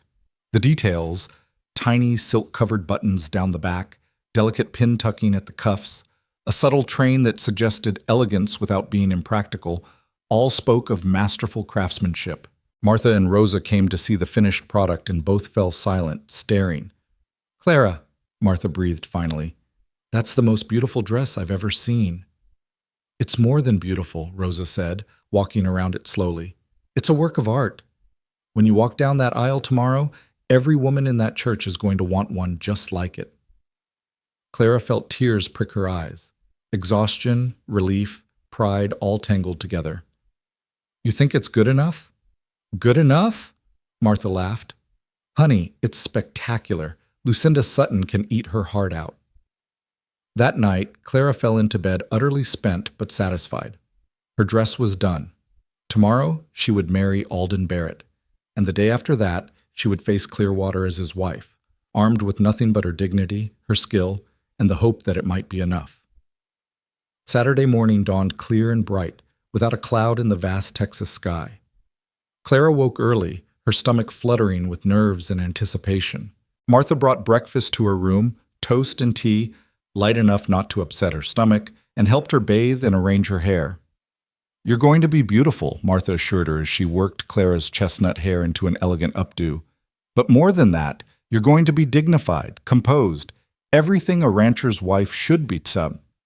Rosa arrived at noon with a bouquet of wildflowers, purple prairie verbena, white prickly poppies, and sprigs of fragrant sage. "From the ranch," she said simply. "James picked them this morning. He said to tell you that the whole crew is rooting for you." By 2 o'clock, Clara was dressed. She stood before the mirror and barely recognized herself. The ivory silk transformed her, giving her a grace and elegance she'd never seen in her own reflection. Her hair, carefully arranged with a few wildflowers tucked into the updo, framed her face softly. She looked like a bride, not fashionable by Boston standards, perhaps, but beautiful in a way that felt true. The church was packed when Alden's wagon pulled up outside. Clara could see faces pressed against the windows, people crowding the doorway. The entire town had turned out, to witness the wedding, certainly, but also to judge. "Ready?" Rosa squeezed her hand. Clara took a deep breath, squared her shoulders, and stepped down from the wagon. The crowd outside the church fell silent as she approached. She could feel their eyes cataloging every detail: the dress, her hair, her composure. She kept her head high and her pace steady, refusing to hurry or hesitate. Inside, the church was stifling, packed with bodies and heavy with expectation. As Clara moved to the back of the aisle, waiting for her cue to walk, she caught a glimpse of Lucinda Sutton sitting in the third row. The other woman's face was a mask of fury barely contained by social propriety. Then the music began. A simple hymn played on the church's old piano, and it was time. Clara stepped into the aisle, and a collective gasp rippled through the congregation. She kept her eyes forward, focused on Alden waiting at the altar, but she could feel the shock, the reassessment happening in every pew she passed. Alden's expression when he saw her made everything, the exhaustion, the conflict, the fear, worth it. His eyes widened and something like awe crossed his face. He stepped forward to meet her halfway, an old gesture that wasn't traditional but felt right. "Clara," he murmured as he offered his arm. "You're breathtaking." They walked the final steps together, and as they turned to face Reverend Thompson, Clara caught a glimpse of the congregation. Faces that had been skeptical now showed surprise, even admiration. Women leaned together, whispering. Men nodded approvingly. And in the third row, Lucinda Sutton's face was pale with fury. Clara smiled and turned her full attention to the man beside her, the man who'd looked past Clearwater's judgment and seen her worth. The ceremony passed in a blur of vows and promises, of Alden's steady voice, and her own surprisingly calm responses. When he slipped a simple gold band onto her finger, Clara felt the weight of commitment settle into her bones. This was real. She was married now, bound to this man and this place. "You may kiss your bride," Reverend Thompson said, smiling. Alden cupped her face gently and pressed his lips to hers, a brief, chaste kiss that nonetheless sent warmth flooding through Clara's chest.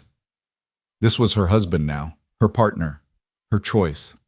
They turned to face the congregation as man and wife, and the church erupted in applause. People stood, crowding forward with congratulations. Women Clara didn't know touched her dress with admiring fingers, asking where she'd had it made.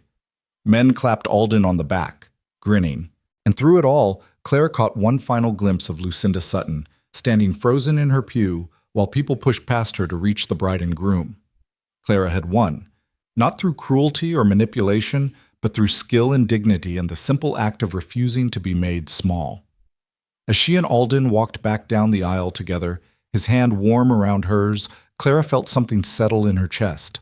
Not quite belonging yet, but the beginning of it. The first thread in a new life she was going to weave with her own hands.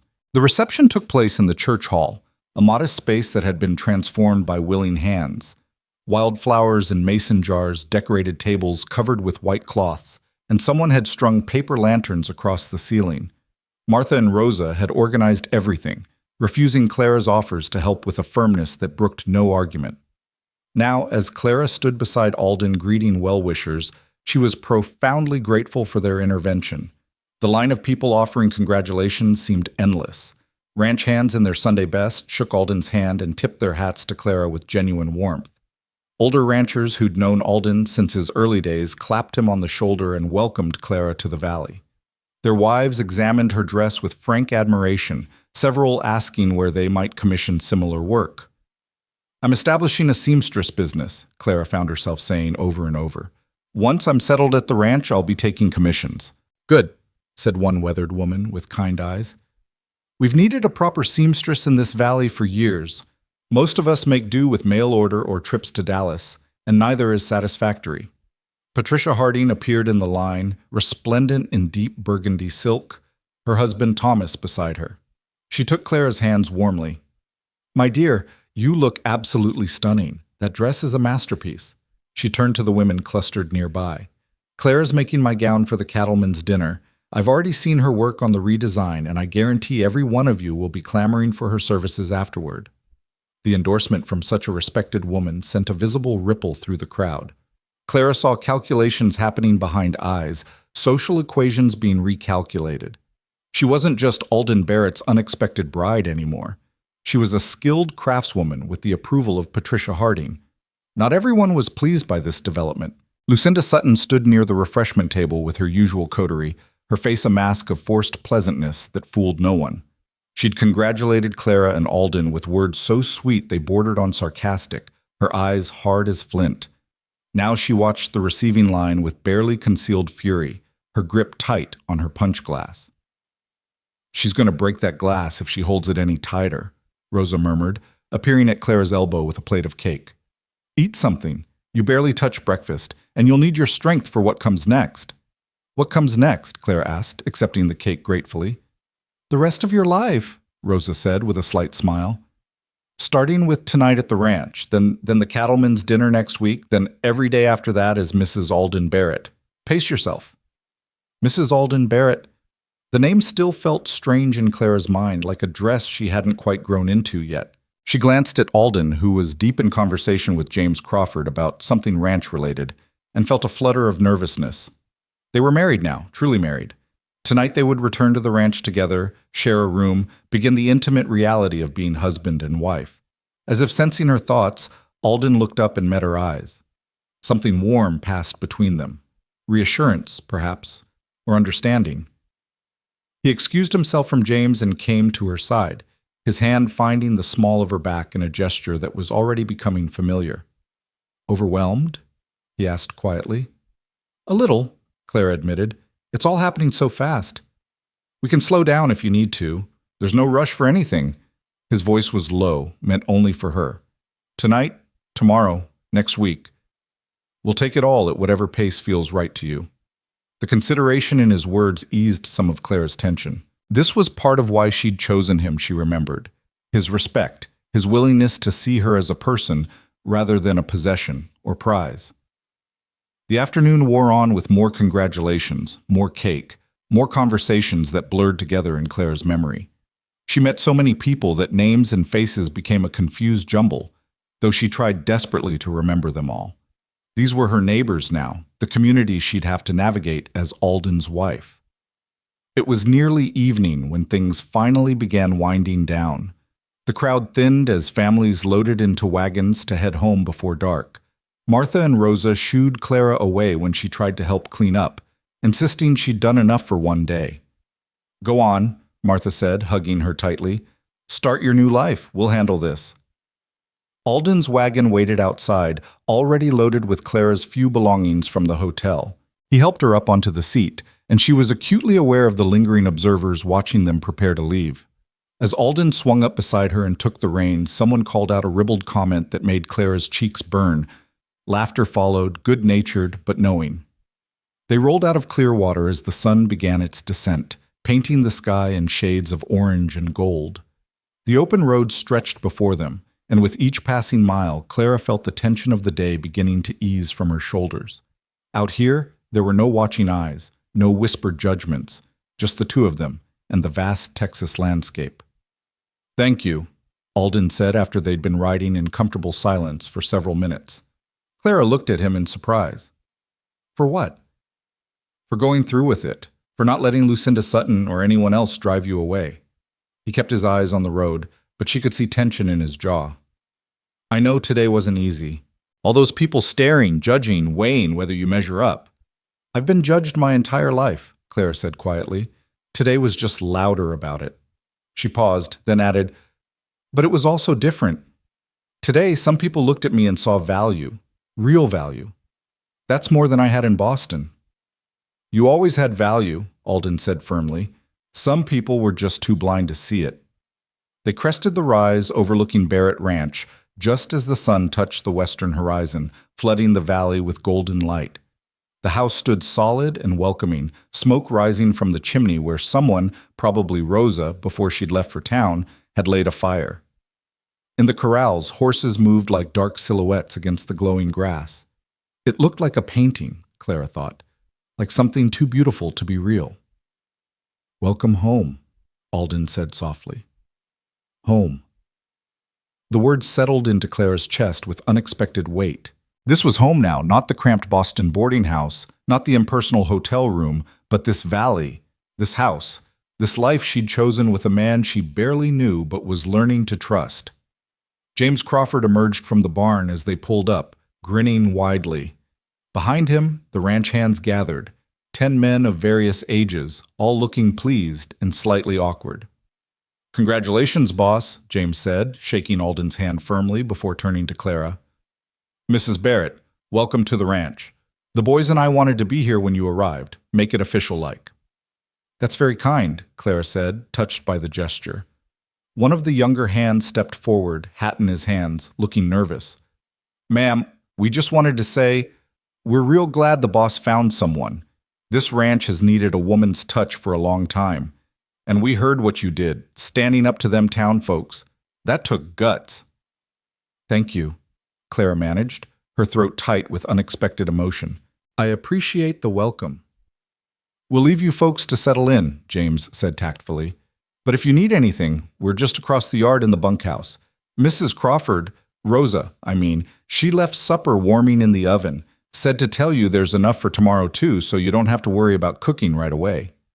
The hands dispersed to the bunkhouse, leaving Clara and Alden alone in the gathering dusk. He carried her bags up to the porch, and Clara followed, her heart beating faster as they approached the door. This was the threshold moment, literally crossing into her new life. Inside, the house was warm and welcoming. Someone had lit lamps throughout the main room, and the fire in the hearth crackled cheerfully. The smell of Rosa's cooking wafted from the kitchen, something with beef and spices that made Clara's stomach remind her she'd barely eaten all day. "Let me show you upstairs," Alden said, picking up her bags again. "You can freshen up while I see to the horses." The master bedroom looked different than it had during her first visit. More lived in, more personal. Someone had put fresh linens on the bed and placed wildflowers in a jar on the dresser. The late sun streaming through the windows painted everything in warm gold. Alden set her bags down carefully, then turned to face her, his expression serious. Clara, I want you to know, I don't expect anything tonight. I know this is all new and probably overwhelming. We're married legally, but that doesn't mean we have to rush the rest of it. You can take the time you need to feel comfortable. The consideration in his voice made Clara's eyes sting with sudden tears. She'd been bracing herself for demands, for expectations she wasn't sure she was ready to meet. The relief of hearing otherwise was almost overwhelming. Thank you, she whispered. I appreciate that more than you know. I'll be downstairs when you're ready. Take your time. He paused at the door, then added, Clara, I'm glad you're here. Glad you're my wife. I know we have a lot to learn about each other, but I think we can build something good. After he'd gone, Clara sank onto the edge of the bed, her legs suddenly shaky. The day's emotions, nervousness, triumph, relief, anticipation, all crashed over her at once. She'd done it. She was married, mistress of Barrett Ranch, beginning a life she'd barely dared to imagine a month ago. She rose and went to the window, looking out over the darkening valley. In the distance, she could see lights from the bunkhouse where the ranch hands were settling in for the evening. Closer, the barn stood solid and dark against the last of the sunset. This was all real. The ranch, the marriage, the future stretching out before her like uncharted territory. Clara changed out of her wedding dress with careful reverence, hanging it in the wardrobe where it glowed like captured moonlight even in the dimming light. She put on a simple house dress and tidied her hair, then made her way downstairs. Alden had set the table and was dishing up Rose's stew when Clara entered the kitchen. He looked up and smiled, a real smile that softened his usually serious face. Perfect timing, he said. I was just about to call up to you. They ate in comfortable silence, both too tired for much conversation. But it was a peaceful quiet, Clara thought, the kind shared by people who didn't need to fill every moment with words. The stew was delicious, rich and warming, exactly what her body needed after the long day. After dinner, they sat in the main room by the fire, and Alden told her stories about the ranch, how he'd built the house stone by stone, how he'd slowly assembled his herd, the harsh winters and dry summers he'd survived. Clara found herself relaxing as she listened, watching the play of firelight across his weathered face. What about you? He asked eventually. What was your life like in Boston, beyond the sewing, I mean? Clara considered the question. Lonely, she said finally. I had work that I loved, but no one to share it with. I'd see my clients building lives, marriages, children, homes, and I was just on the periphery, always watching, never participating. After a while, that isolation starts to hollow you out. I know that feeling, Alden said quietly. The ranch keeps you busy, but busy isn't the same as fulfilled. I could go days without a real conversation, just work and silence. It's part of why I placed that advertisement. I was tired of being alone. Are you disappointed? Clara asked, the question emerging before she could stop it. Now that you've seen me, spent time with me, are you disappointed with what you got? Alden turned to look at her fully, his eyes serious in the firelight. No, he said simply.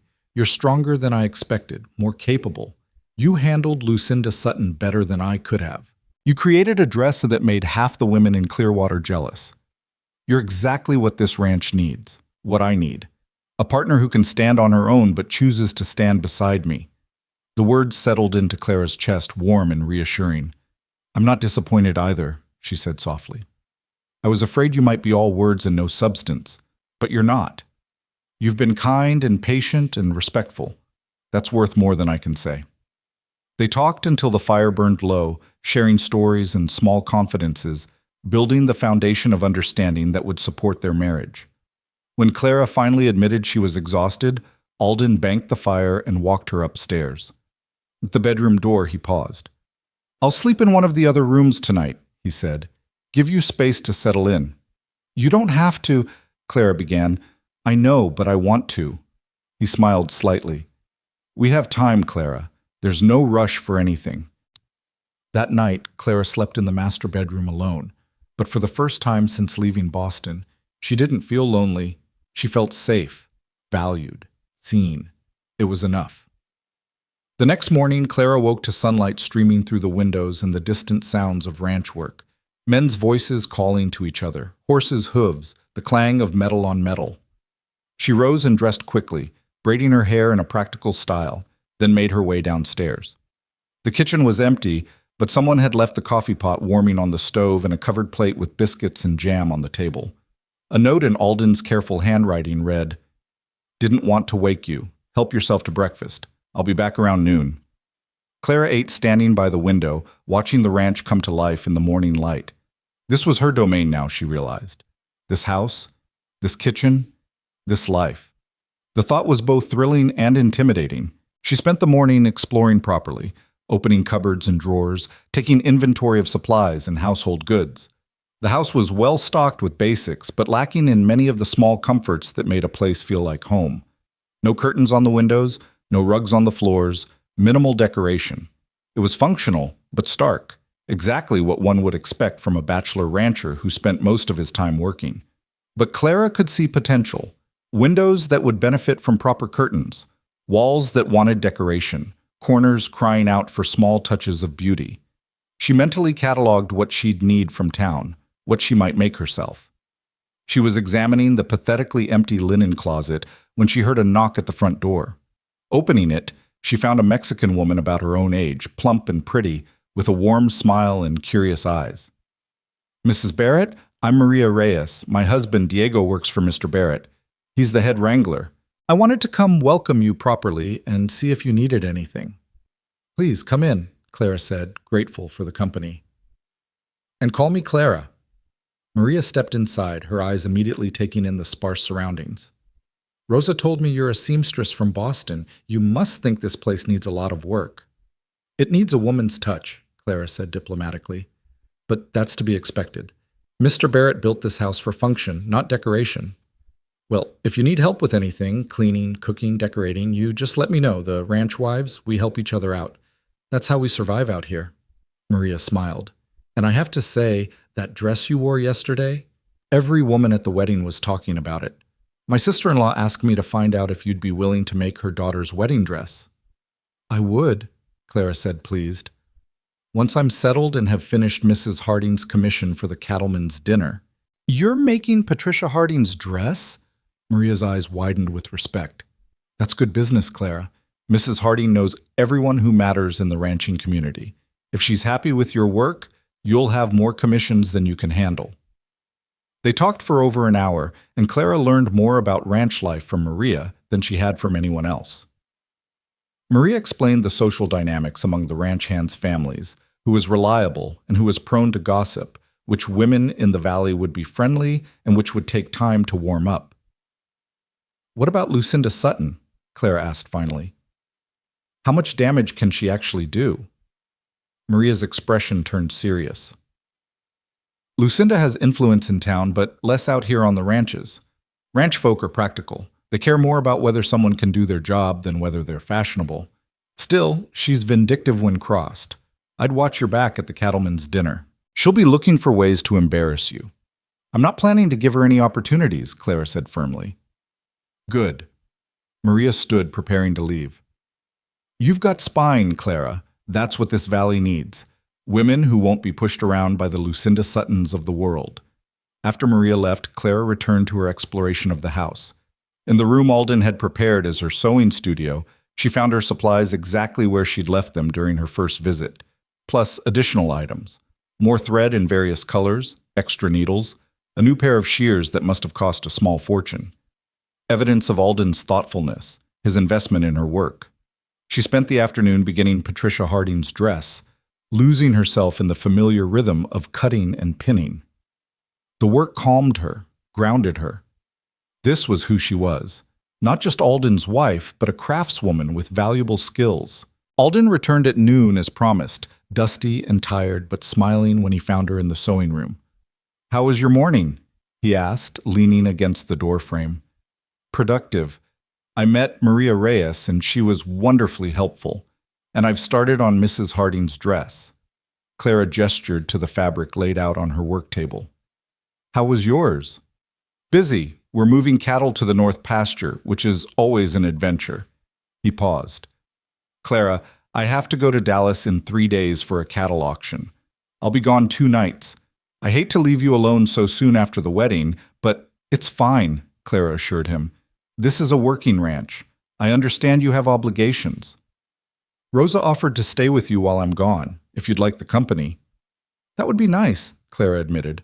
I'm not quite ready to be completely alone out here yet. They fell into a rhythm over the next few days that felt surprisingly natural. Alden rose before dawn to work with the ranch hands, returned for lunch, then went back out until evening. Clara worked on Patricia's dress, explored the house and grounds, and slowly began making the space her own. In the evenings, they shared meals and conversation, learning each other's rhythms and preferences. On the third night, the night before Alden was to leave for Dallas, Clara found him in his study, a small room off the main living area that she hadn't fully explored yet. He looked up from the ledger he was reviewing, his expression welcoming. "Am I interrupting?" she asked. "Never. Come in." He gestured to the chair opposite his desk. "I was just reviewing the ranch accounts, trying to project whether we'll need to sell more cattle this fall, or if we can hold back and wait for better prices in spring." "May I see?" Clara asked, curious. Alden looked surprised but pushed the ledger toward her. "It's not particularly interesting reading." Clara studied the columns of numbers, her seamstress's eye for detail serving her well. She could see the patterns. Income from cattle sales, expenses for feed and equipment, wages for the hands. The ranch was profitable, but not extravagantly so. Every penny was reinvested in growth. "You're building toward something," she observed. "Not just maintaining, but expanding." "I want Barrett Ranch to be one of the premier operations in Texas," Alden said. "That takes capital, careful management, and patience. But yes, I'm building toward something bigger." "What will you do when you achieve it?" Clara asked. "When the ranch is as successful as you want it to be?" Alden leaned back in his chair, considering. "Enjoy it, I suppose. Maybe travel, see some of the world beyond Texas, build something lasting that can be passed down." He paused, then added quietly, "Build a family if we're blessed with children." The mention of children sent a flutter through Clara's stomach, anticipation mixed with nervousness. They hadn't yet consummated their marriage, had barely moved beyond chaste goodnight kisses. But the implication was clear. Eventually, their relationship would deepen into full intimacy. "I'd like children," Clara said softly. "Someday. When we're ready." "When you're ready," Alden corrected gently. "This all moves at your pace, Clara. I meant what I said on our wedding night." The next morning, Alden left for Dallas before dawn. Clara stood on the porch watching his wagon disappear into the early morning darkness, feeling unexpectedly bereft. They'd been married less than a week, but already his presence had become a comfort. Rosa arrived mid-morning with her belongings and a determined expression. "Right," she said, surveying the house. "James is gone, you're alone, and we have 2 days to make this place look less like a bachelor's quarters and more like a home. Where do we start?" They spent the next 2 days in a flurry of domestic activity. Rosa taught Clara the intricacies of the ranch kitchen's temperamental stove. They made curtains from fabric Clara had purchased weeks ago, but hadn't yet found time to sew. They rearranged furniture, beat rugs, and thoroughly cleaned every corner of the house. In the evenings, they worked on Patricia Harding's dress together, Rosa's steady hands helping with the detailed work. And they talked about marriage, about ranch life, about the upcoming cattleman's dinner. "Lucinda will try something," Rosa warned. "She can't directly attack you now that you're married to Alden, but she'll look for indirect ways to undermine you. A cutting comment disguised as concern, a subtle insult that sounds like a compliment." "I've dealt with worse in Boston fitting rooms," Claire said. "At least here I have allies." "You do," Rosa confirmed. "Patricia Harding, Maria, and the other ranch wives, me and James, the ranch hands. We're all on your side. But you need to understand something, Clara. The cattleman's dinner isn't just a social event. It's where deals are made, alliances formed, reputations established. How you present yourself there will affect Alden's business relationships." "No pressure, then," Clara said wryly. "You'll be fine," Rosa assured her. "You've already proven you can handle pressure. Just be yourself, capable, dignified, and skilled. That's all you need to be." Alden returned from Dallas on the evening of the second day. looking tired but satisfied. He'd secured good prices on the cattle he'd sold and established promising contacts for future business. Clara found herself genuinely glad to see him, welcoming him home with a warmth that surprised her. "The house looks different," he said, looking around the main room. "Good different. Warmer." "Rosa and I have been busy," Clara admitted. "I hope you don't mind the changes." "Mind? Clara, this is your home now. Change whatever you want. Make it feel like yours." He paused, then added, "I'm glad you were here when I got back. It's nice having someone to come home to." The week passed quickly, and suddenly it was the evening before the cattleman's dinner. Patricia Harding's dress was finished and delivered, the older woman exclaiming with delight over the transformation Clara had achieved with the salvaged silk. Clara's own dress for the dinner hung ready in her wardrobe, a deep blue wool she'd made from fabric Mrs. Chen had ordered specially, cut to flatter Clara's figure and showcase her skill without being ostentatious. That night, lying in bed, still sleeping alone, though Alden's room was just down the hall, Clara found herself surprisingly calm. She'd faced Lucinda Sutton before and survived.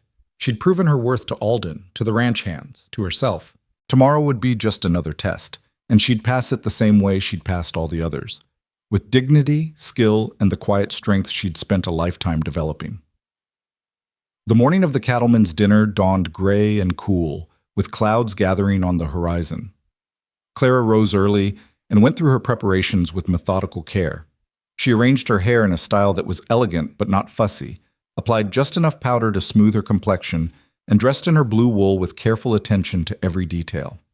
When she came downstairs, Alden was waiting in his own formal wear, a well-cut suit that transformed him from rancher to gentleman. His eyes widened when he saw her. "Clara," he breathed, "you look stunning." "I look presentable," she corrected, but she couldn't help smiling at his obvious admiration. "You look like exactly what you are, a skilled craftswoman and capable rancher's wife." He offered his arm. "Ready to face the lions?" "As ready as I'll ever be," Clara said, taking his arm. The dinner was being held at the Cattlemen's Association Hall in Dallas, a 2-hour journey by wagon. They arrived in late afternoon to find the building already bustling with activity. Ranchers in formal wear congregated outside, smoking cigars and discussing cattle prices. Inside, women in expensive dresses clustered in small groups, their voices creating a hum of conversation that reminded Clara uncomfortably of Boston society events. Patricia Harding spotted them immediately and swept over, magnificent in the burgundy dress Clara had redesigned.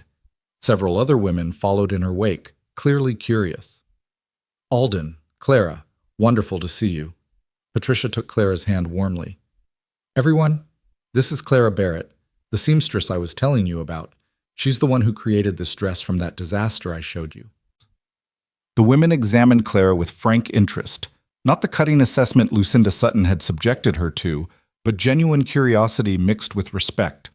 Clara found herself fielding questions about her work, her methods, her rates. Several women asked if she'd be willing to take commissions. "I'm establishing my business now," Clara said. "I'd be happy to discuss projects with anyone interested." Across the room, she caught sight of Lucinda Sutton, stunning in pale gold silk, surrounded by her usual coterie. Lucinda's eyes met Clara's, and something cold and calculating passed between them. The battle lines were drawn. Dinner was an elaborate affair, multiple courses served with military precision, wine flowing freely, conversation growing louder as the evening progressed. Clara found herself seated between Alden and an older rancher named Thomas Westfield, who proved surprisingly easy to talk to. "So you're the bride everyone's been discussing," Westfield said. "The seamstress from Boston who married Barrett and scandalized half of Clearwater." "I didn't intend to scandalize anyone," Clara said mildly. "I simply answered an advertisement and married the man who placed it. The best decision Barrett ever made, from what I hear. Patricia Harding can't stop singing your praises." Westfield smiled. "And Patricia's not easily impressed. If she says you're skilled, you're skilled." After dinner, the men retired to discuss business, while the women gathered in the adjacent parlor for coffee and conversation. This was the moment Clara had been dreading, trapped in a room full of ranchers' wives, many of whom would be measuring her against Lucinda Sutton's poison. She entered the parlor to find women clustered in small groups, conversations pausing as they noticed her arrival. Patricia Harding immediately beckoned her over to a group near the fireplace. "Ladies, you must meet Clara Barrett properly. Clara, this is Eleanor Westfield, Catherine Morrison, and Sarah Chen, Mrs. Chen's daughter-in-law from the dry goods store." The women greeted Clara with varying degrees of warmth. Eleanor Westfield, Thomas's wife, was genuinely friendly. Catherine Morrison seemed reserved but not hostile. Sarah Chen smiled with recognition. "Mother told me about you," Sarah said. "She said you were the best seamstress she'd seen in 20 years. "That's very kind," Clara murmured, unused to such direct praise. "It's not kindness, it's truth." Patricia sipped her coffee. "I've commissioned gowns from seamstresses in Boston, New York, and San Francisco. Your work rivals any of them. You have a gift for understanding how fabric should move on a real woman's body, not just a fashion plate." The conversation flowed easily after that, women asking Clara about Boston, about her journey west, about her first impressions of Texas. Clara found herself relaxing slightly, realizing that not everyone in this room was an enemy. Many were simply curious, open to forming their own opinions rather than accepting Lucinda's version of events. But then Lucinda herself glided over, her smile bright and sharp as broken glass. "Mrs. Barrett," she said sweetly, "how wonderful that you're integrating so well into our community. I was just telling Eleanor how impressed we all were by your wedding dress. So brave of you to make your own rather than purchasing something fashionable from a proper dressmaker." The insult was carefully wrapped in compliment, but Clara heard it clearly. The suggestion that making one's own dress was somehow inferior, that Clara couldn't afford or didn't have access to proper fashion. "I am a proper dressmaker," Clara said calmly. "I've been sewing professionally for 12 years. Making my own wedding dress seemed natural." "Of course," Lucinda cooed. "I simply meant that most brides prefer to be dressed by someone else on their wedding day. But I suppose when one has your particular skills, it makes sense to save money where you can." "Actually," Patricia interjected smoothly, "hiring a seamstress of Clara's caliber would cost far more than purchasing a ready-made dress. Her skills are exceptional. That's why I commissioned her to create my gown for this evening." Lucinda's smile froze. Her eyes flicked to Patricia's dress, which she'd clearly noticed but perhaps not realized was Clara's work, and something ugly flashed across her face. "How interesting," she managed. "I didn't realize you were taking commissions so soon, Mrs. Barrett. One would think you'd want to focus on settling into ranch life first." "I can do both," Clara said evenly. "My work is important to me. Alden understands and supports that." "How modern of him." Lucinda's voice had taken on an edge now, the sweetness wearing thin. "Though I wonder if he fully understands what it means to have a wife who's more interested in her sewing than in her wifely duties." The room had gone very quiet. Several women looked shocked by the barely veiled impropriety of Lucinda's comment. Even Eleanor, one of Lucinda's friends, looked uncomfortable. Clara took a careful breath, aware that every eye in the room was on her, that how she handled this moment would define her position in this community. "I wonder," Clara said clearly, "why you're so concerned with my marriage, Miss Sutton. Alden and I are quite satisfied with our arrangement. We respect each other's work and support each other's goals. That seems like a healthy foundation for any partnership." "I'm simply concerned for Alden's well-being," Lucinda said, her voice rising slightly. "He's an important man in this community, and his choice of wife reflects on all of us." "Then you should be pleased," Patricia said sharply. "Clara's already proven herself to be skilled, dignified, and gracious under pressure. Those qualities reflect very well indeed." "Do they?" Lucinda's composure was cracking now, fury bleeding through the social mask. "Or do they simply reflect desperation? A woman who'll do anything to secure a wealthy husband, even pretending to be something she's not." The accusation hung in the air like poison. Clara felt rage surge through her veins, but she forced herself to remain calm, to keep her voice steady. "I've never pretended to be anything other than what I am," she said quietly. "A seamstress, a working woman, someone who values skill and dignity over social position. If that threatens you, Miss Sutton, perhaps you should examine why." Lucinda's face flushed with fury. "How dare you?" "Ladies." A new voice cut through the tension, an older woman Clara didn't recognize, elegant and commanding in black silk. I think we've all forgotten ourselves. This is supposed to be a social occasion, not a battlefield. The woman was Mrs. Adelaide Montgomery, Clara learned later, the widow of one of Texas's most influential ranchers and the unofficial matriarch of the ranching community. When she spoke, people listened. Miss Sutton, Mrs. Montgomery continued, her voice cool, your concern for Mr. Barrett is noted but unnecessary. He's a grown man capable of choosing his own wife. Mrs. Barrett, she turned to Clara, I'd very much like to discuss a commission with you. My granddaughter is getting married in the spring, and I believe your skills would be perfect for her trousseau. The endorsement from someone of Mrs. Montgomery's stature was unmistakable. Around the room, Clara saw women reassessing, social calculations shifting. Lucinda, recognizing her defeat, made some excuse and retreated to the far side of the parlor, her coterie trailing behind her like chastened ducklings. Patricia squeezed Clara's hand. Well done, she murmured. You handled that perfectly. But Clara's hands were shaking as she accepted a fresh cup of coffee.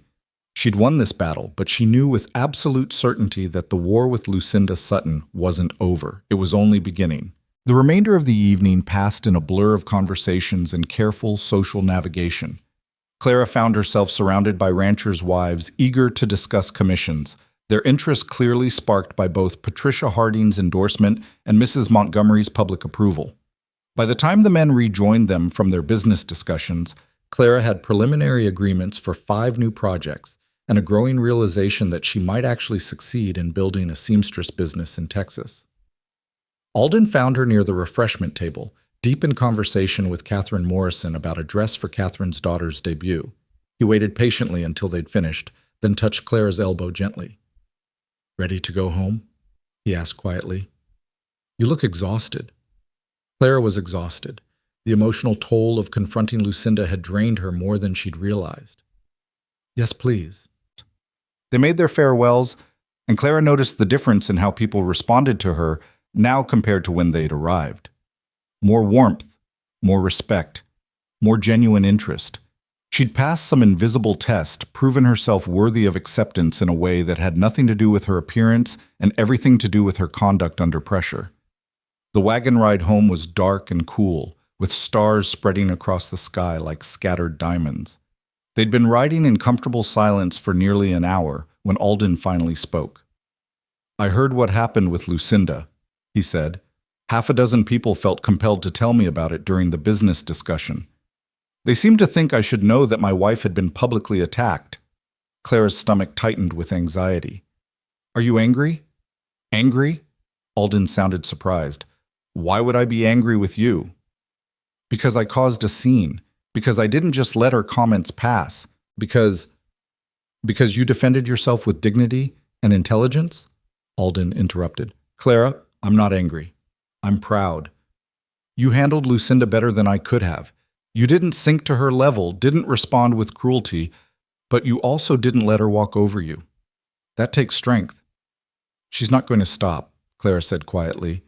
Tonight was humiliating for her, being corrected in front of the entire community, having Mrs. Montgomery side with me. She'll want revenge. Probably, Alden agreed.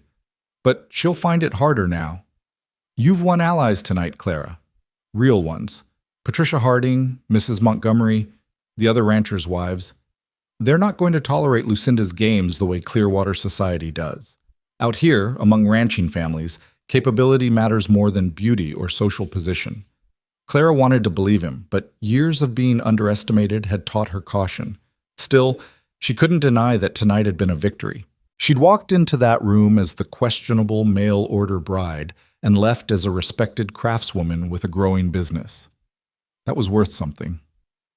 They arrived at the ranch well past midnight to find James had waited up, keeping the house warm and lit against their return. He took one look at Clara's exhausted face and immediately offered to see to the horses. You get Mrs. Barrett inside and settled, he told Alden. I'll handle everything out here. In the house, Clara climbed the stairs, feeling like her legs were made of lead. Alden followed, carrying her shawl and reticule, his presence steady and reassuring. At her bedroom door, he paused. Clara, may I come in for a moment? There's something I want to say. She nodded, suddenly nervous, and preceded him into the room. He closed the door behind them, then turned to face her, his expression serious in the lamplight. "We've been married 2 weeks now," he began, "and I've been sleeping in the guest room because I wanted to give you time to adjust, to feel comfortable. But Clara, I need to know, is this arrangement what you want permanently, or is this just temporary until you're ready for a real marriage?" Clara's heart hammered in her chest. She'd known this conversation was coming, had felt it building with each passing night. "What do you want?" she asked.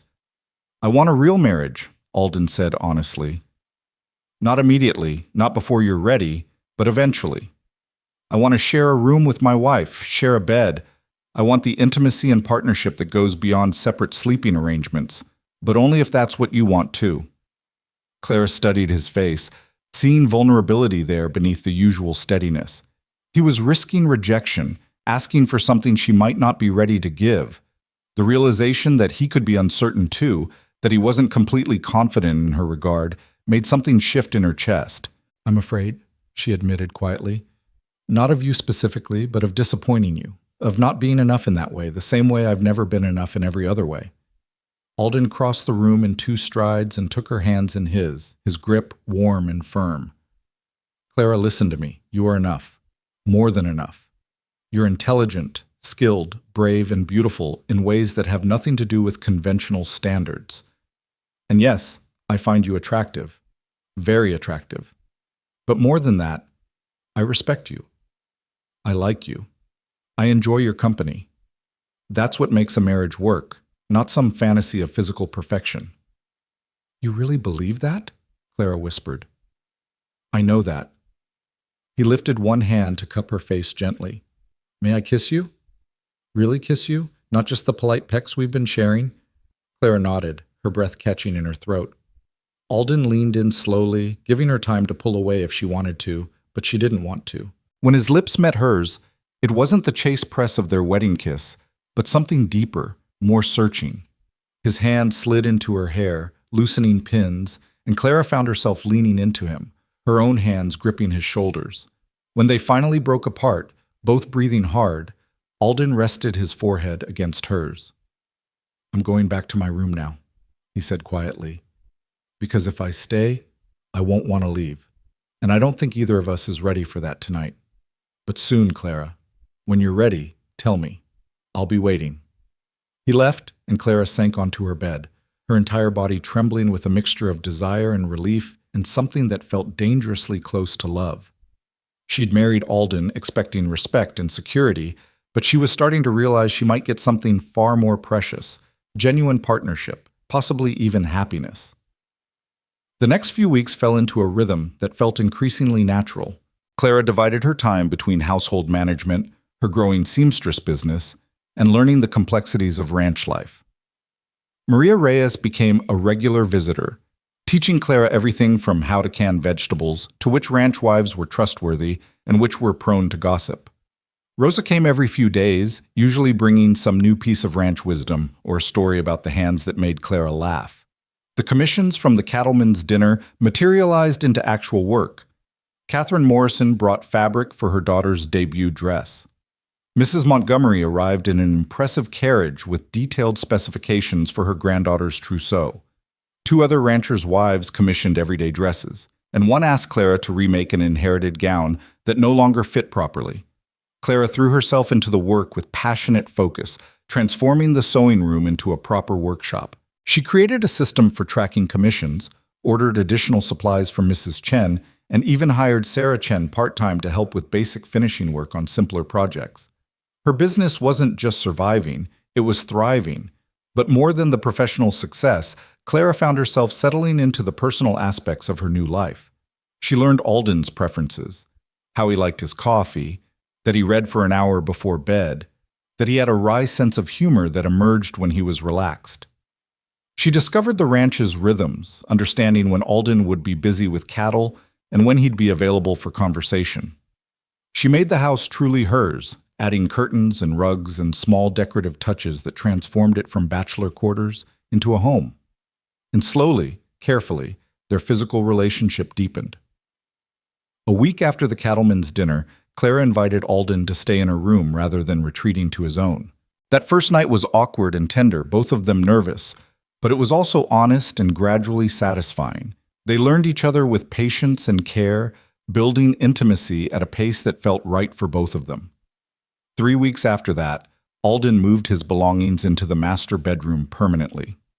They were truly married now, in every sense, partners in work, in home, in bed. Clara woke each morning to his solid warmth beside her and fell asleep each night to the sound of his breathing. It wasn't the dramatic romance of novels, but it was real and growing and deeply satisfying. But the peace couldn't last forever. In early November, Martha Miller sent word that Lucinda Sutton had been making renewed efforts to undermine Clara's reputation in Clearwater. Nothing direct, Lucinda had learned that lesson, but subtle campaigns of doubt, suggestions that Clara was taking advantage of Alden's good nature, implications that the ranch was suffering because Clara distracted him from his work, whispers that Clara's business was inappropriate for a rancher's wife, that she should be focusing on household duties rather than commerce. It's nonsense, of course, Martha's letter assured Clara. Anyone with eyes can see that the ranch is more prosperous than ever, and that you and Alden are genuinely suited. But Lucinda's persistent, and she still has influence in town. I thought you should know. Clara showed the letter to Alden that evening. He read it with a darkening expression, then set it aside with controlled anger.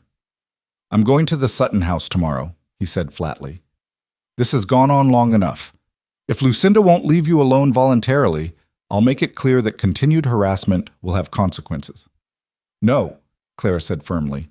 That's exactly what she wants, to force you into a position where you look like a bully, attacking a young woman for expressing innocent concerns, or Marguerite, it makes her the victim and us the aggressors. Then what do you suggest? Alden's frustration was evident. We can't just let her continue poisoning people against you. We don't have to. We just need to make the truth impossible to ignore. Clara's mind was already working, planning. The ranch's success speaks for itself. My business is thriving with the support of the most respected women in the ranching community. Our marriage is solid. Those are facts, Alden. Facts that contradict everything Lucinda's trying to suggest. So we do nothing. Alden sounded incredulous.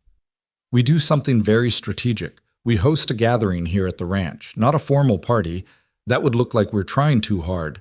Just a casual Sunday afternoon event, inviting the ranchers' families from the area. Let them see the ranch, see us together, see that everything Lucinda's saying is fiction.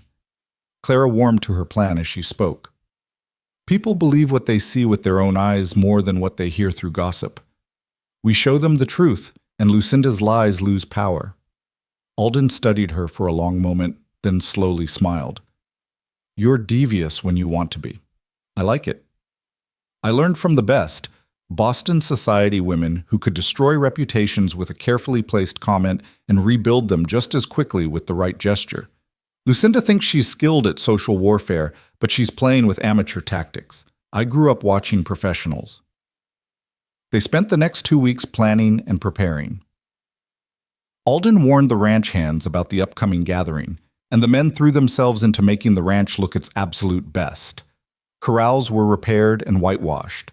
The barn was organized to military precision. The approach to the house was cleared and smoothed.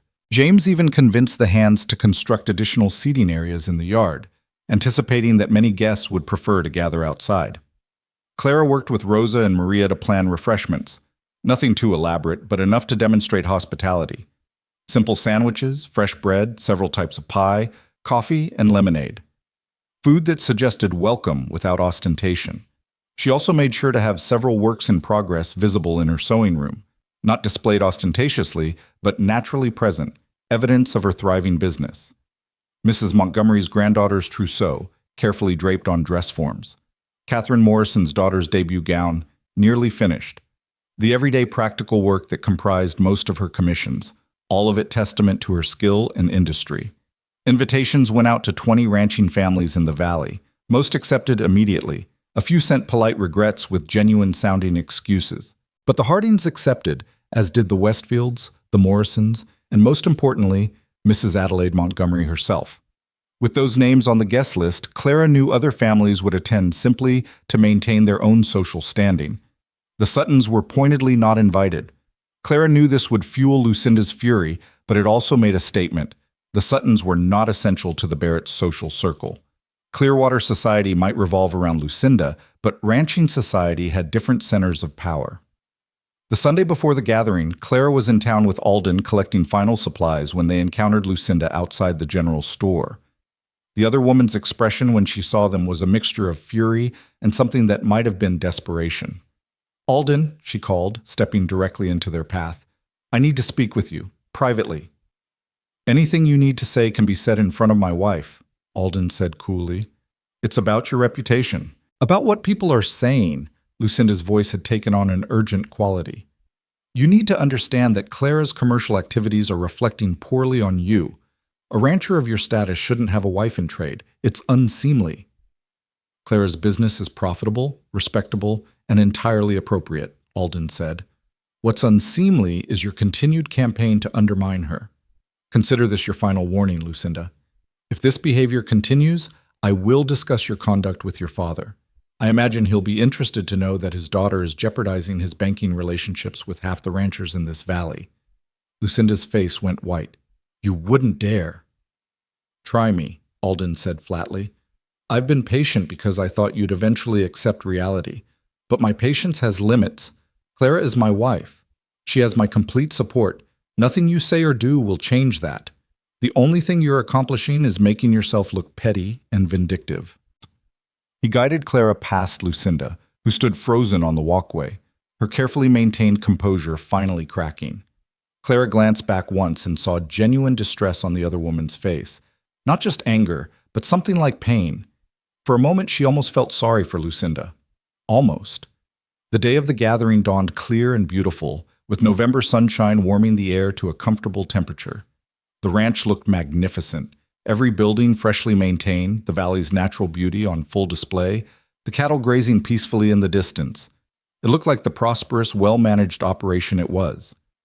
Guests began arriving just after noon, wagons rolling up the valley road in a steady stream. The Westfields came first, Thomas and Eleanor bringing their 3 grown children. The Morrisons followed, Catherine's daughter excitedly telling Clara how much she loved her nearly finished dress. The Hardings, Mrs. Montgomery and her impressive carriage, the Reyes family, the Chens, families Clara had met over the past months, plus others she was meeting for the first time. By 2 o'clock, the ranch yard was filled with people. Men discussing cattle and land management with Alden and James, women examining the house and asking Clara about her decorating choices, children running and playing under the watchful eyes of older siblings. It was exactly the atmosphere Clara had hoped for, casual, welcoming, giving people a chance to see the ranch and the Barrett marriage in their natural context. Mrs. Montgomery asked for a tour of Clara's sewing room, and Clara found herself leading a group of 6 women upstairs. They examined her works in progress with genuine interest, asking intelligent questions about technique and construction. "You've built something impressive here," Mrs. Montgomery observed, studying the careful organization of Clara's workspace. "A professional operation, not just dabbling. That takes real commitment and skill." "Sewing is what I am," Clara said simply. "It seemed wrong to give that up just because I married."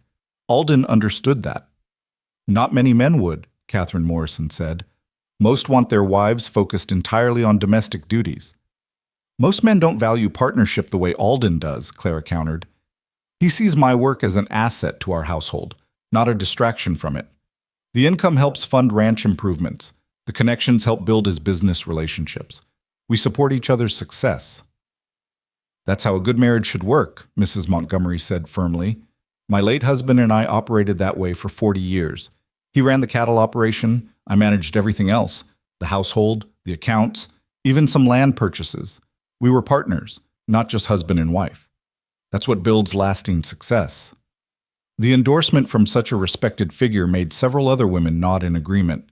Clara could see opinions shifting, people understanding her situation in a new context. She wasn't a wife neglecting her duties. She was a partner contributing to a joint enterprise. As the afternoon progressed, Clara found herself relaxing into genuine enjoyment. These weren't Boston society women who saw her as hired help, and they weren't Clearwater residents poisoned by Lucinda's gossip. They were practical ranch wives who valued capability and contribution. Several mentioned having items they'd like commissioned. One asked if Clara would consider teaching sewing classes for young women in the valley. Another inquired whether Clara might be interested in partnership on a dressmaking supply business based between the ranch and Dallas. These were opportunities Clara had never dreamed of in Boston. Real respect, genuine business prospects, community integration. She was building something here, she realized. Not just a marriage or a household, but a life. A real life with purpose and connection. As the sun began its descent toward the western hills, guests started preparing to leave, offering thanks and invitations to visit their own ranches. Thomas Westfield clapped Alden on the shoulder and declared it the finest gathering he'd attended in years.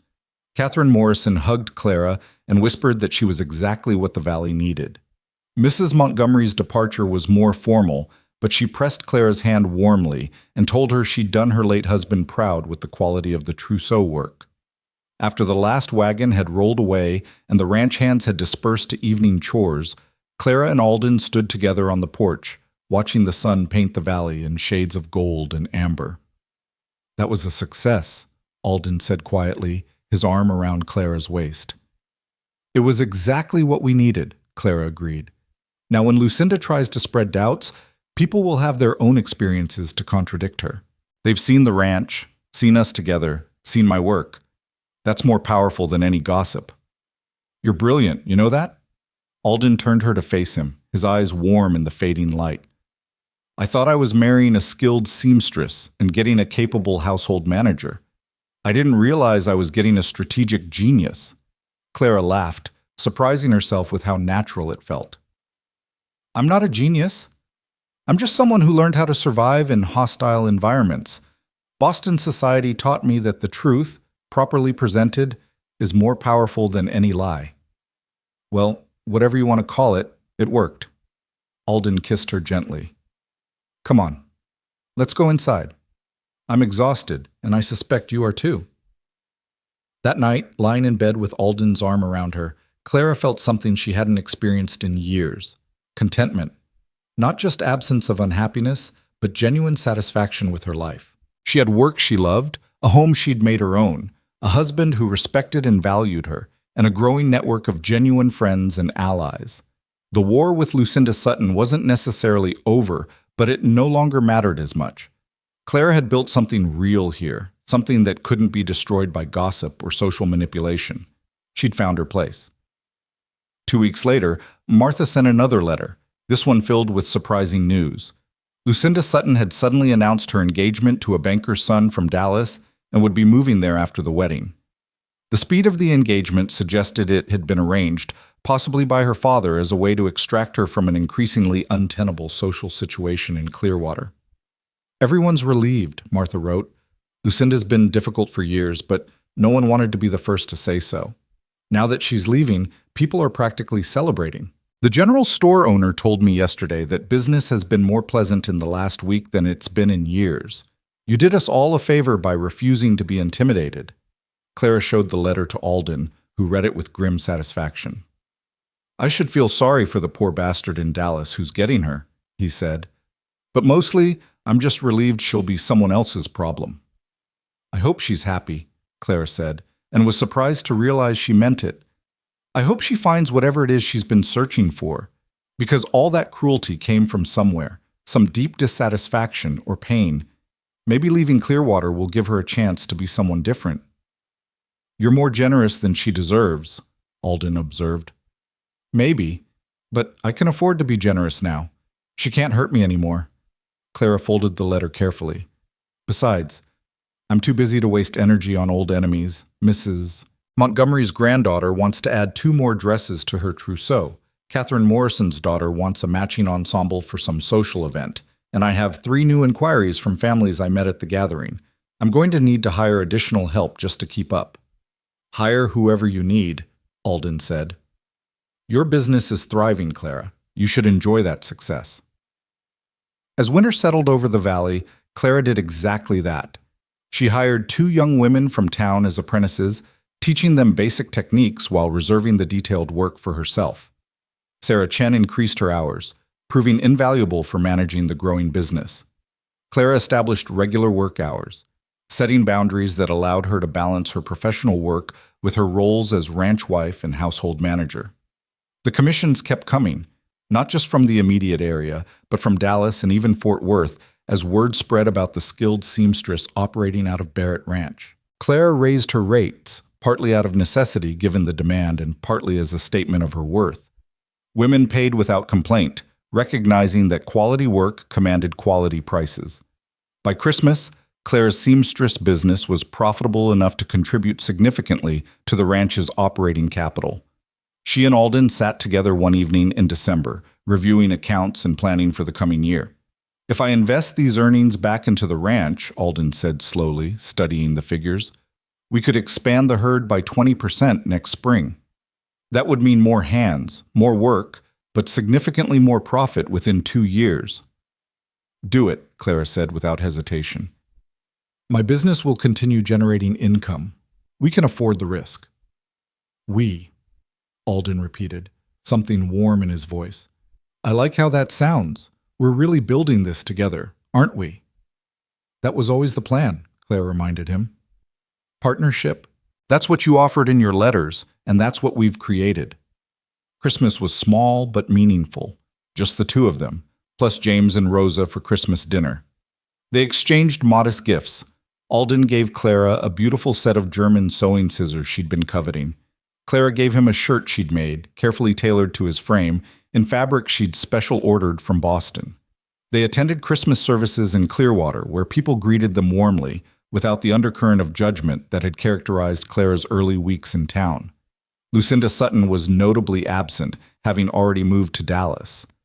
Without her presence, Clearwater's social atmosphere had relaxed considerably. People were friendlier, less concerned with social hierarchies and arbitrary standards. Clara found herself actually enjoying trips to town, chatting with shopkeepers and ranch wives without the constant awareness of being assessed. As winter turned toward spring, Clara realized with some surprise that she'd been in Texas for 6 months. Half a year since she'd stepped off that train to mockery and whispers. Half a year since Alden Barrett had looked past Clearwater's judgment and seen her worth. In that time, she'd built a life beyond anything she'd imagined in Boston. In March, Clara missed her monthly courses and realized with a mixture of nervousness and joy what that might mean.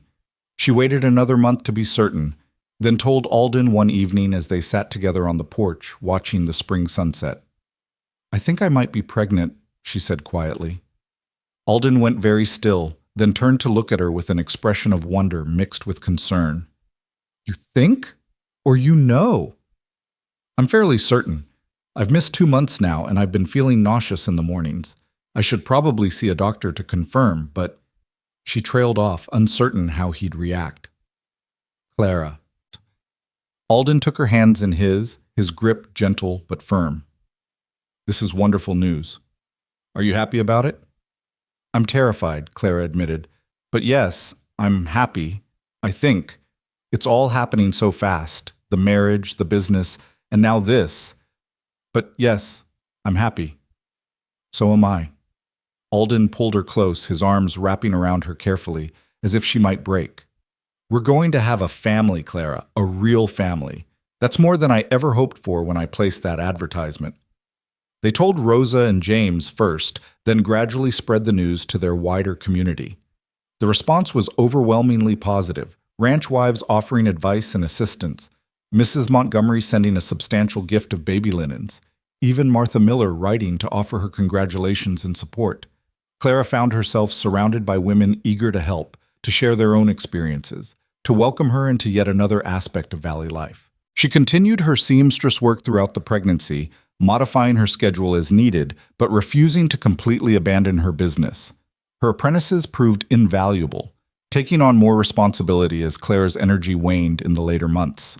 She designed and sewed baby clothes during the quiet hours, her hands moving with practiced precision even as her body changed and grew. In October, exactly 1 year after the cattleman's dinner where Clara had faced down Lucinda Sutton, she went into labor. It was long and difficult, but Rosa and Maria stayed with her throughout, along with the doctor from Clearwater. Alden paced the hallway, driven half mad by Clara's cries but forbidden from the room by firm female authority. When the baby finally arrived, a healthy girl with a strong voice and a surprising amount of dark hair, they brought Alden in to meet his daughter. He took the tiny bundle with trembling hands, his weathered face soft with wonder. "She's perfect," he whispered. "Clara, she's absolutely perfect." They named her Catherine, after Catherine Morrison, who'd been one of Clara's first supporters, with Adelaide as a middle name in honor of Mrs. Montgomery. Catherine Adelaide Barrett, a name that suggested both the new life she represented and the community that had welcomed her mother. As Clara recovered from childbirth over the following weeks, she found herself reflecting on the journey that had brought her here. A year and a half ago, she'd been an invisible seamstress in Boston, overlooked and undervalued, working herself to exhaustion for women who barely acknowledged her existence. Now she lay in her own home, surrounded by friends, holding her daughter, with a husband who genuinely loved and respected her. The transformation wasn't just in her circumstances, but in herself. She'd learned to stand up for her worth, to demand respect rather than hoping for scraps of it. She'd discovered that strength wasn't about conforming to others' expectations, but about knowing her own value and refusing to diminish it. In December, they hosted a gathering to introduce Catherine to the Valley community, a smaller version of the previous year's successful event. People came bearing gifts and good wishes, admiring the baby and congratulating the proud parents. Even Mrs. Chen made the journey from town, bringing a beautiful handmade quilt. "You've done well for yourself, Clara," the older woman said, studying Catherine with approval. "Built a good life here. That takes courage." "It took finding the right partner," Clara corrected. "I couldn't have done this alone." "Maybe not, but plenty of women find the right partner and still don't build what you've built. You've created a business, a home, a family, and a place for yourself in this community. That's all you, Clara. Don't sell yourself short." As winter settled in again, Clara gradually resumed her seamstress work on a limited basis. She wouldn't take on as many commissions as before. Catherine needed her attention, and she refused to sacrifice her daughter's care for professional success. But she also refused to completely abandon the work that gave her such satisfaction and independence. Balance, she was learning, was possible if you were willing to establish boundaries and defend them. Sarah Chen took on increased responsibility, essentially managing the day-to-day operations while Clara handled design work and the most intricate sewing. The apprentices she'd trained proved capable of handling standard commissions under Sarah's supervision. The business continued thriving, though at a pace that allowed Clara to also embrace motherhood. In February, nearly 2 years after Clara had first arrived in Clearwater, Martha wrote with news that made Clara laugh out loud. Lucinda Sutton had returned to town for a brief visit, heavily pregnant herself and looking considerably less polished than she had during her reign as Clearwater's social queen. She'd inquired after Clara, asking Martha how the seamstress business was faring. "I told her you were thriving," Martha wrote, "that you had more business than you could handle, a beautiful daughter, and a marriage that was the envy of half the valley." She looked like she'd swallowed something sour. Then she asked, and I swear this is true, whether you might have time to make some baby clothes for her, since she'd heard you were the best seamstress in 3 counties. I told her I'd pass along the inquiry, but that your schedule was quite full. Clara showed the letter to Alden, who read it with raised eyebrows. "Are you going to take the commission?" Clara thought about it for a long moment. 2 years ago, she would have refused out of spite or fear, but she wasn't that person anymore. She'd outgrown the need to prove anything to Lucinda Sutton. "I'll do it," she decided, not because I owe her anything or because I'm trying to prove I'm the bigger person, but because sewing baby clothes is one of my favorite things, and I do good work. Her baby deserves to have beautiful clothes regardless of who her mother is. I'll charge my standard rates and I'll do the work professionally. Nothing more, nothing less. She sent word through Martha that she'd accept the commission, and a week later a package arrived with fabric, measurements, and a brief note in Lucinda's elegant handwriting. "Thank you for your generosity. I was wrong about many things. I hope motherhood brings you joy." It wasn't quite an apology, but it was acknowledgement.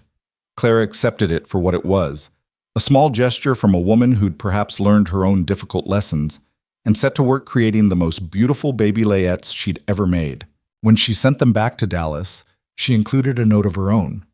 "May your child be blessed with love and acceptance. Every baby deserves that."